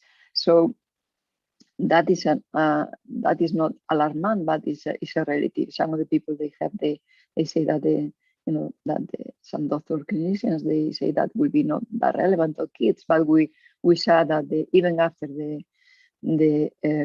the severe COVID, they can develop serious problems months or even years after. So we compare, for example, the neurological problems in adults and kids. The percentage of the values is lower in kids, but there are some really detrimental facts like the mood symptoms or irritability disorders that is so difficult to associate that with the COVID disease, because of course there are kids and they have all diseases related with the pandemic. So it's very, the schools, they were closed, they have socializing problems. It's quite a challenge to determine these long-term effects that are related to the SARS-CoV-2 infection, or that are a product of the pandemic. And as well, because most of the studies, they don't did the right diagnostic in children. They didn't get a PCR or antigen test previous to the diagnostic of the long COVID. So we need to keep exploring more better diagnostic of all these symptoms and determine if they are associated with the long COVID disease or not. And another major question is the why woman? Why does the long COVID affect more women than men? And we know that there are it's not only the hormonal system that is different, but there are several factors. Like, for example, the woman, they have a genetic predisposition to developing autoimmunity, so to generate these autoantibodies that they are one of the sources of the long COVID. We found as well that the woman, they have more olfactory damage, so the anosmia is a symptom that is associated with developing the neuro long COVID. The men, for example, they have a predisposition for a strong inflammatory response in the acute phase, but in also the cytokine storm is more relevant in them than in women. In another factor, for example, the immunoregulatory functions they differ in women and men. Even the percentage, they are not astronomical. That means there are men that develop long COVID, but the ratio differs according with all these parameters that we need to keep identifying and find more factors that are related to that. So we know more things, for example, about the pathophysiology of the long COVID. Mailing occurs because this systemic chronic inflammation, and that can occur after a severe COVID, but as well after mild COVID. So the other reason of this inflammation maybe is because the part of this virus, they were not cleaned from the body, from the system, and they are periodically getting activated and causing this local inflammation.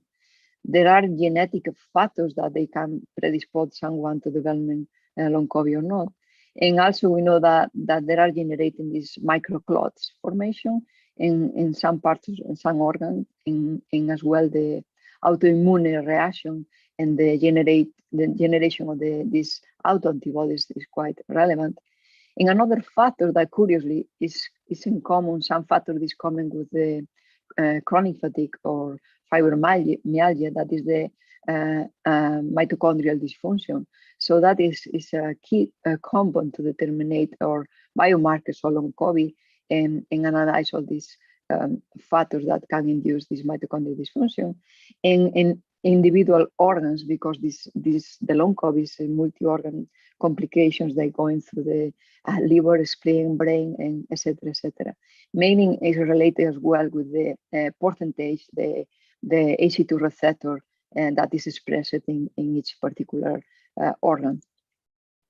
So who we can determine if someone is developing long COVID or not? The first diagnostic is the blood test and to look at the profile of the cytokines that are associated with the long COVID.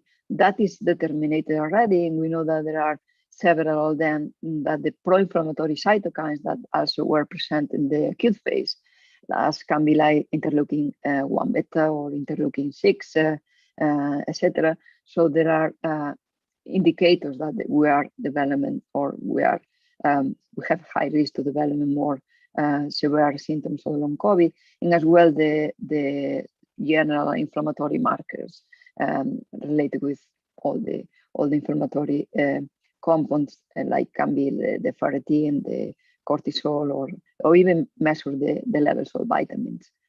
So the immunopathology of the severe COVID after all this inflammation or systems is following the course of the interferon response.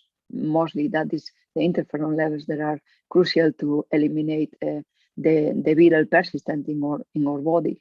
When this thing doesn't occur, so the virus can attack the vessels and through the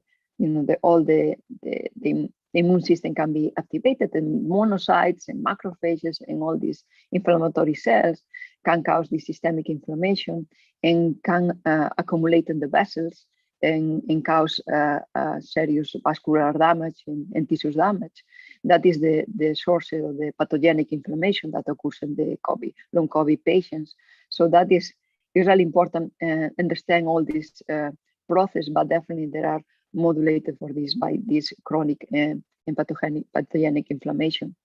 So we know that this thing occurs mainly in the people that they suffer the severe COVID, but as well in asymptomatic and mild COVID, and we don't know exactly which factors there are more or less drivers or the long COVID pathophysiology. But for example, if we think of the autoimmunity, some people they have a genetic predisposition to suffer to generate these autoantibodies that attacks their own tissue. And also another component that another hypothesis that this is determined of that is the microbiome.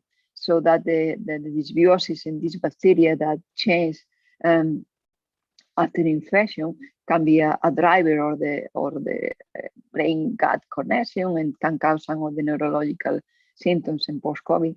And we have, as I mentioned before, the vascular damage and the tissue damage that cause the chronic inflammation, and as well the hypothesis related with the viral reservoir, that there are these particles, this virus that there are causing local inflammation through the different tissues. So all these hypotheses, maybe one is the driver of hypothesis in one specific individual, but can be the four of them at the same time. So can be the cause of the sources of the post-acute sequelae, the SARS-CoV-2, and can be really detrimental even months and years after. And we saw that, for example, 1 year after recovering from the acute phase of the COVID, a lot of patients, significant percentage of patients, they have increased risk to developing cardiovascular problems and disease. And some of them that are including, for example, the heart arrhythmia, the heart muscle inflammation, blood clots, and even strokes, myocardial infarctions, or heart problems that there are quite severe and can be one of the consequences after the infection. And the most, the impact of this information is that that can occur in people they didn't require hospitalization.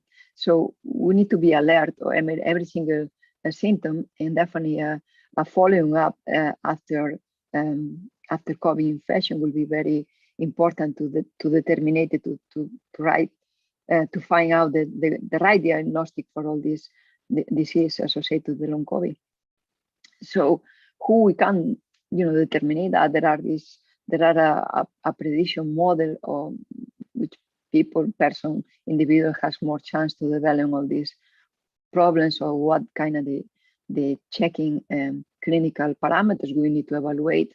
So we know something, for example, related with the prediction model. We know that during the primary infection of the acute phase, there are 5 symptoms that are quite critical to increase the risk to develop long COVID. There are fever, fatigue, cough, dyspnea, or gastrointestinal symptoms. They were found that these symptoms, the people that they show these symptoms in the initial phase, they have high risk to develop long COVID, as well. Another parameter that is the immunoglobulin signature, this total, the clinical, the parameters of the immunoglobulin M and the immunoglobulin G3, etc. Well, there are factors that they could measure to determine that. And all that are related to the age, clinical history, and of course the age of asthma as well. But another measurement that we can determine that is, for example, the presence of the autoantibodies, the concentration of the autoantibodies that the people produce. They can be determinant as well to development long COVID. They have as well the persistent type 2 diabetes, or the SARS-CoV-2 RNA, this reservoir on the system. And curiously, it was found that, for example, the Epstein-Barr virus can be activated by after the SARS-CoV-2 infection, and is the Epstein-Barr virus the one that can induce the local inflammation, chronic inflammation, that could be the cause of some of the symptoms of long COVID. And so that is really important to determine if there's, these patients, they need be treated by antiviral to reduce the long COVID symptoms, or another treatment. So it's really important to recognize what they have in the system and to apply the right treatment. And another thing that is surprising, that for example, even the people that they have loss of the smell, that it's happening mostly with another variant, for example, with Delta. In previous variants, it was more relevant that, for example, that with compared to Omicron, for example, right? So the loss of smell was really a good predictor of the long COVID symptoms, neurological symptoms specifically. For example, a better predictor than the severity of the acute phase of the disease. So that is important to recognize as well. And another thing that was recently discovered, that is the vagus nerve. The vagus nerve gets affected, the periphery, central and as well the peripheral system, nervous system was affected after the acute phase, but as well is a symptom of the long COVID. So the pathophysiological problems that in the symptoms that are associated with the long COVID have a pathological damage in the vagus nerve in the 66% of the patients, and curiously, the 91% of them, they were women. So it's these numbers, these percentages, they come from the first study that will be presented in the European Congress of Clinical Microbiology in the next following weeks. There are not published yet, but it's something that we have to take in consideration, that probably the new treatments could be focused in brain stimulation or even vagus nerve stimulation to induce some kind of the recovery from all these long COVID symptoms associated. Can be, for example, the trouble of the swallowing or the breathing problems with the breathing. So all these detrimental symptoms could be targeting, applying brain or vagus nerve stimulation. So in another kind of the pathology, the gastrointestinal symptoms that curiously in the acute phase appears early on after the infection, even before that the respiratory problems, but can persist in the vomits or diarrhea, etc., in the patients over months. And this was the one paper that was published in the 2020. And in green, you can see here that the SARS-CoV-2 was attached to the epithelia, the intestinal epithelia, and even months after the infection.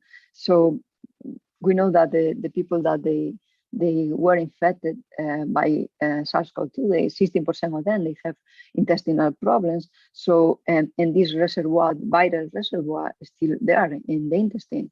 And that is something really important. It is one of the projects that we are studying in my lab, and we are looking at the connection of these microbiome changes and this intestinal inflammation that the SARS-CoV-2 can induce in the relation with neurological problems. So we know that there are the brain, lungs, gut microbiome axis in the acute phase of the disease is quite important. And there are a relation with the severity of the injury. So there are specific bacteria that are associated with the severity of the acute phase. But now we are trying to investigate this correlation is associated as well with the symptomatology of the long COVID. So we are trying to identify specific bacteria, and that as well could be a good chance for address specific treatments to restore the microbiome for a better recovery from long COVID. So there are too many publications working on this brain gut axis, specifically for the gut microbiome, and we hope to publish our work as well soon. And the last part of my talk, I would like to, since that I'm a neurologist and neuroscientist, and I would like to talk about this amazing thing that the virus can affect to the brain, and these neurological manifestations that we are seeing in the COVID patients is really important. It's more long-term effect that even the respiratory problems. We know that less than half of the patients, they have some neurological problem, even headache or loss of brain fog, or etc. There are multiple neurological problems associated. And early on in the acute phase, we saw a high percentage of patients that they suffer stroke or cardiovascular problems after the infection. And over time, we know that this virus can cause a long-term medical consequence that could be associated with the neurodegenerative disease. So there are multiple neurological, neuropsychiatric symptoms. I'm not going to go through all them, but in blue, in the boxes in blue, you can see that there are, for example, seizures, ataxia, headache, anxiety, depression, all these symptoms that are associated to that occurs during the acute phase in the first 4 weeks after the infection. But some of these symptoms that are translated to the long COVID and post-acute sequelae of the SARS-CoV-2 infection. And I can highlight, for example, the post-traumatic stress disorder, continuous seizures, sleep disorders, fatigue and memory deficits. There are really debilitating some of the symptoms. For example, some people, they have this attention deficit disorder. They cannot read a book or a page, or they cannot holding like a couple meetings at work. So it's really debilitating, and we need to pay attention to all that and treat it as well as we can. So why this thing occurs, why the brain gets affected by a respiratory disease? So there are several pathways that the virus can affect to the brain. There are direct viral entry into the olfactory bulbs, and there are the immune response that can targeting the brain by secondary inflammation, and then the cytokines can affect the vessels in the brain, and they can produce this neuroinflammatory cascade in specific areas that can cause these non-specific symptoms, also related with the disease. So the first step is like when we have this, some of the patients, they have this loss of the smell, is because the epithelium is getting inflamed. So the respiratory epithelium can get inflamed, and this inflammation can damage the cells that can be in touch with the olfactory bulb. And we are talking about that. We are talking about the central nervous system and as well as the brain. So when this blood circulation and the virus also can circulate through microvessels that there are in your brain. As well, we have another route of entry, and we can get a blood-barrier breakdown in this disruption that they can make that the virus directly can penetrate the parenchyma.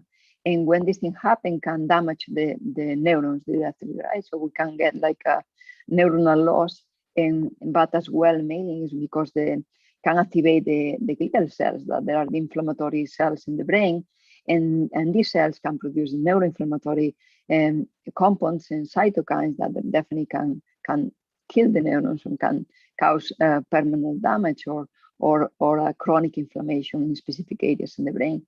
So there are different routes, but depending on many of the route that is more, some people get more affected or not, can cause different symptoms. For example, the loss of taste or smell. We have as well the virus can cause this stroke that will be more like severe consequence. It's weird that happen, but can happen specifically especially in the acute phase. And we have symptoms like more strange, like the Guillain-Barré syndrome or encephalitis, etc. And another symptom that is associated is the lack of myelin, that is this protein that is around the neurons, so that can be really long-term detrimental and can aggravate neurological disease. So in 2020, so in the lab of the Akiko Iwasaki from the University of Yale, they published this amazing paper showing that the SARS-CoV-2, the spike protein, was attached to the neurons. This is it's a immunohistochemistry from a post-mortem tissue, a patient that died after severe COVID. And that was quite shocking because we see that the neurons, they could, that we know that they have a low concentration of ACE2 receptors, but even they were attacked by the virus. And not only the invasion of the SARS-CoV-2 were in the neurons, as well in the meninges and in general in the vascular system, in the cerebrovascular system. So this can cause a chronic inflammation that was published by others over these couple of years.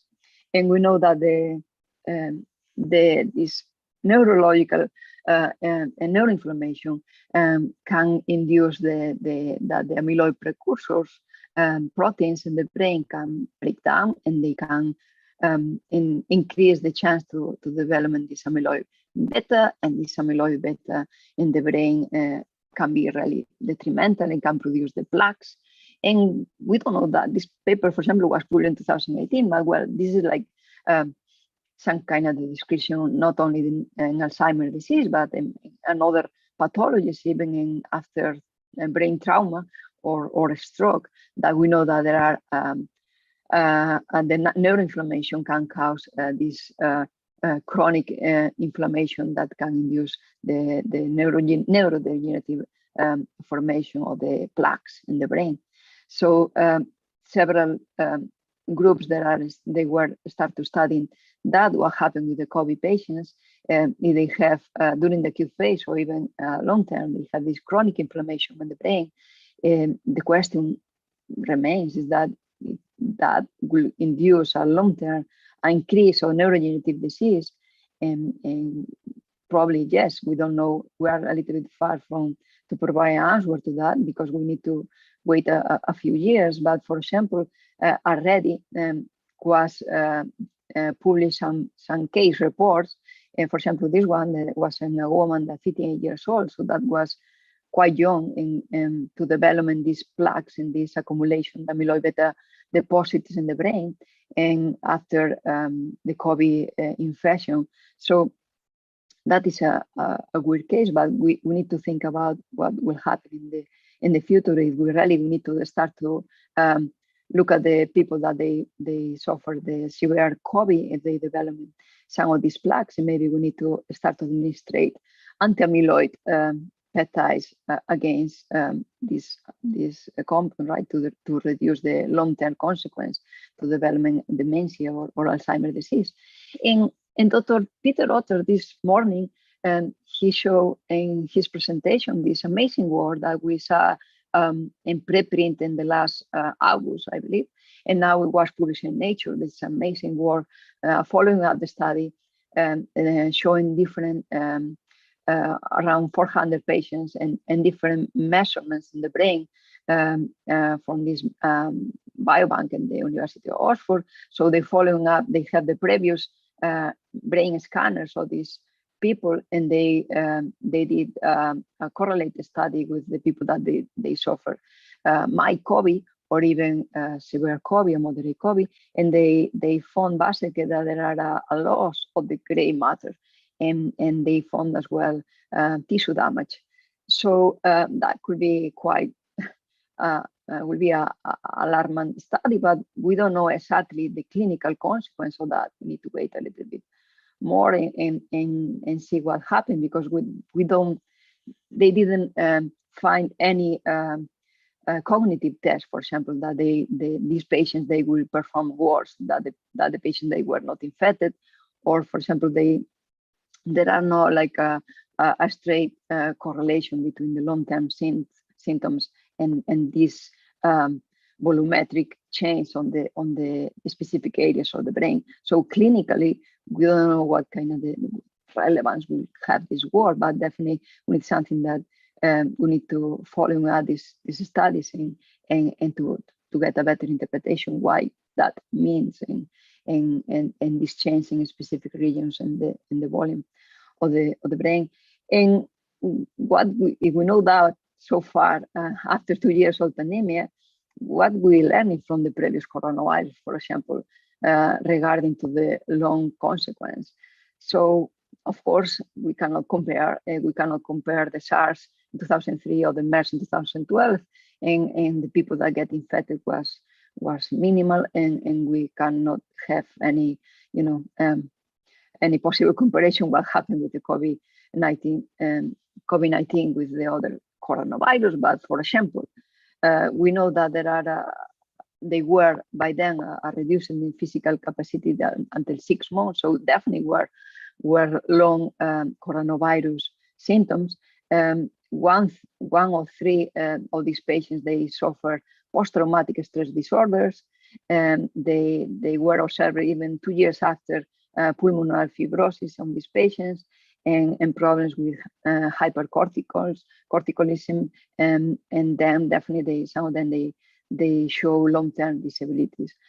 The other study that was the long-term following up study that after 4 years after SARS-1 was this paper that was published like 12 years ago, that they showed them that mostly of the physical conditions of these patients they have after 1 year were improved. So basically they recovery most of the symptoms after 1 year, right? And this is the good news, but the mental conditions, or maybe the neurological and neuropsychiatric conditions that they develop, even they show limited signs of improvement 4 years after. So there are definitely a psychiatric and morbidity and chronic fatigue. Most of the patients, they didn't recover, and they keep doing rehabilitation and other symptomatologic and other clinical management of that. Well, and this is this article in Spanish that they were in an interview regarding to what will happen in the future, right? And I say that to me, it's so far the thing that the data we have so far, basically for the long COVID, we have to be worried about the neurological and neuropsychiatric symptoms that will persist over the years. Right? So what in the last couple of slides, I want to show what we have as the treatment. Basically, there are no specific treatment for long COVID. We need to take care about every single symptom individually, and some of the symptoms or sequelae that are treated in the same way that other symptoms, like that without COVID, well, without post-COVID, right? You have some problem, you need to go to the specialists and treat it independently. So we have to take care about increase the post-COVID units in the hospitals with there are following up studies on these patients with pulmonary rehabilitation, cardiac and musculoskeletal, psychological following up neurological exercise, etc., etc., etc. The nutrition as well is really important to recovery, etc. But there are some guidelines, right? So there are overview of this managing of the long COVID effects, and that could starting, of course, with the diagnostic positive test by antigen test or PCR, identifying the long COVID symptoms correctly if they are associated with the long COVID disease. There are some studies to do a clinical review after 4 weeks and determine which person have long COVID or not. There are a following up study of the clinical history and then the appropriate examinations, blood tests, etc. We need to generate a planning care, that's meaning the level of the support for these patients and manage it, the right pathway for each individual. And is definitely that is a multidisciplinary rehabilitation effort, self-managing and supported support as well. You know, the high risk groups of the population can be the older people and children.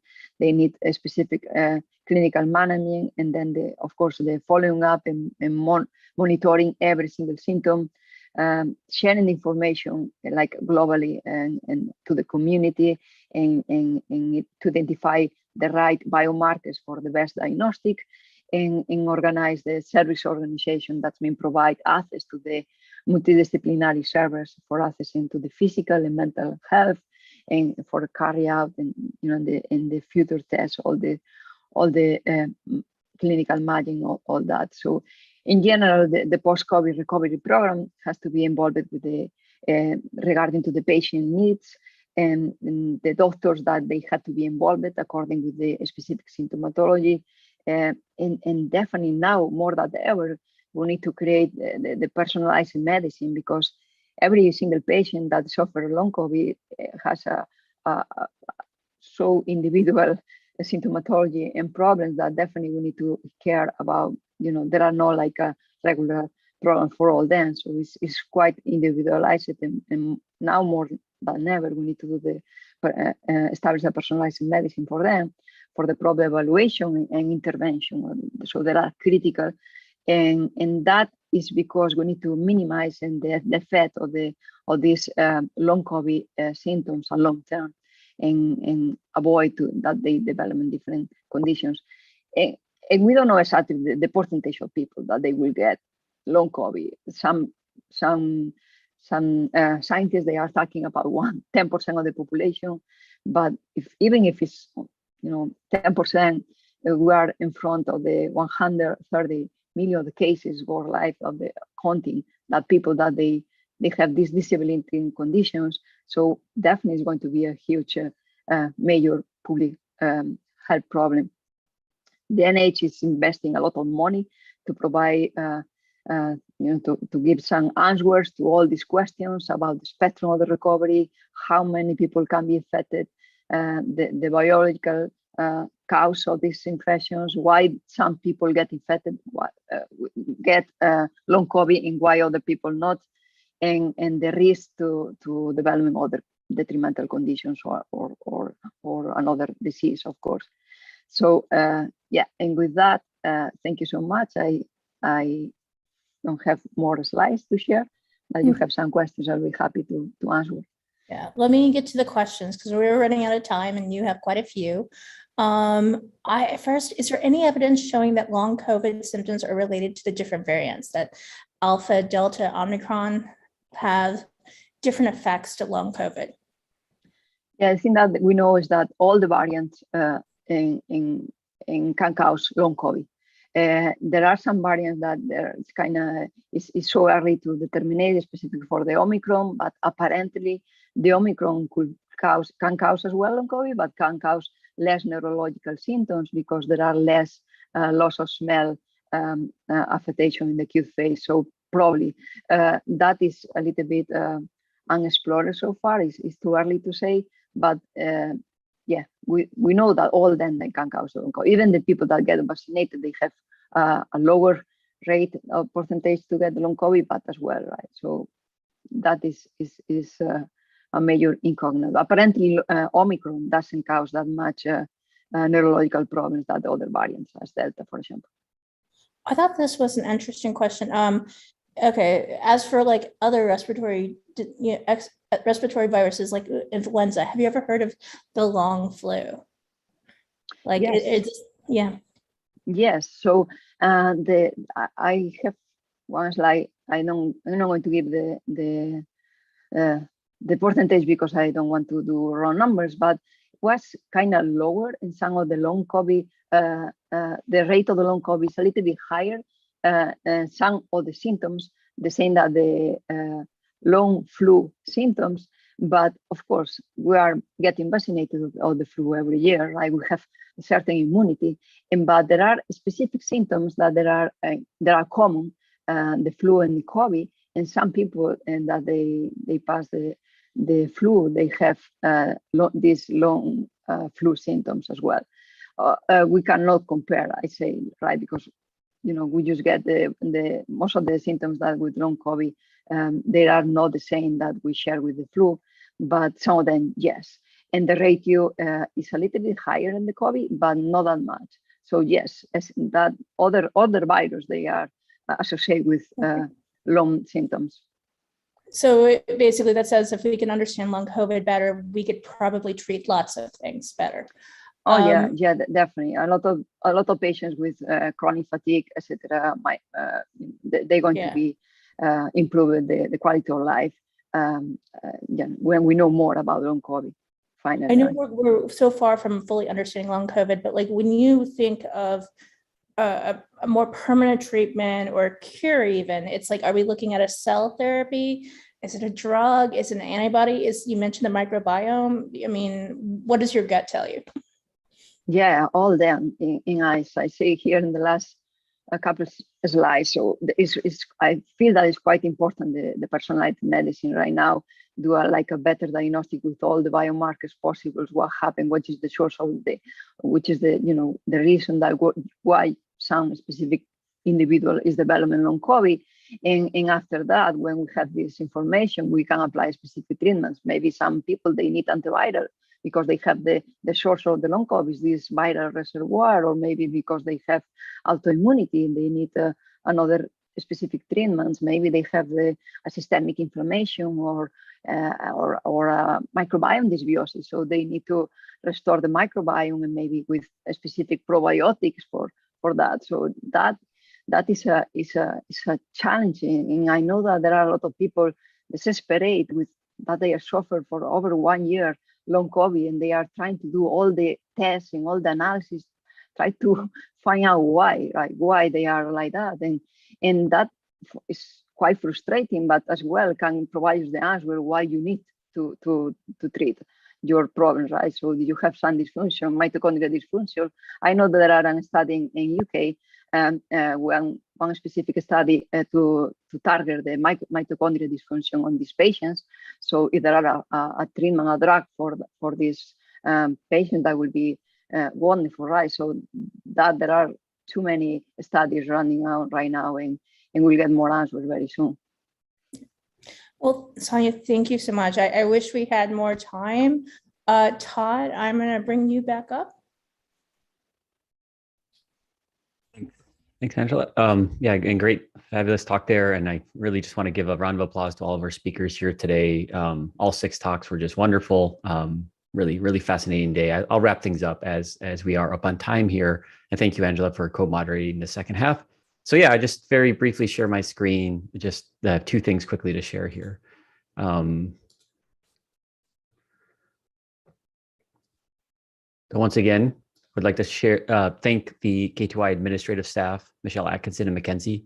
Thank you both so much for your help making this event a reality and all the hard work that went in behind the scenes and during the event to make it a success. I would like to thank my colleague, Angela Wilkins, for co-moderating the symposium today. It was really exciting and kind of interesting and informative to hear all of the great research, the talks, and it really came together wonderfully. So thank you, Angela. I would like to thank my lab members, Nick, Mike, Kristen, and Yunchi, for helping moderate questions and help organize things again. And yeah, just last but not least, of course, all of the speakers, the wonderful set of speakers again. I mean, just across the board, excellent talks covering a wide range of topics here. And just to conclude very briefly, just a very summary, very happy to share that, we had really good attendance today. I understand there's a lot of Zoom related fatigue and it's a Friday after all, but very excited to see we had great attendance. Topics covered span vaccines to transmission to wastewater monitoring and long COVID, as we just heard. And we answered over 25 questions live and received many more than that. And apologies to all of those that we were able to answer your question live. And with that, I would just say as a concluding remark, again, Angela and I would just like to say that, just kind of the primary goal is to express gratitude for all of the first responders, public health officials, doctors, nurses, medical staff, scientists across the globe who have worked tirelessly over the last 2 years on this 2-year anniversary of the declaration of WHO declaration of the pandemic. So I just really wanted to say thank you to all of you for everything you've done over the last 2 years. And then once again, thank all of our invited speakers for making time in their busy schedules to share their exciting research with all of us. And with that, Angela, I don't know if you have any concluding remarks or comments, but with that, we can adjourn. All right, thanks everyone.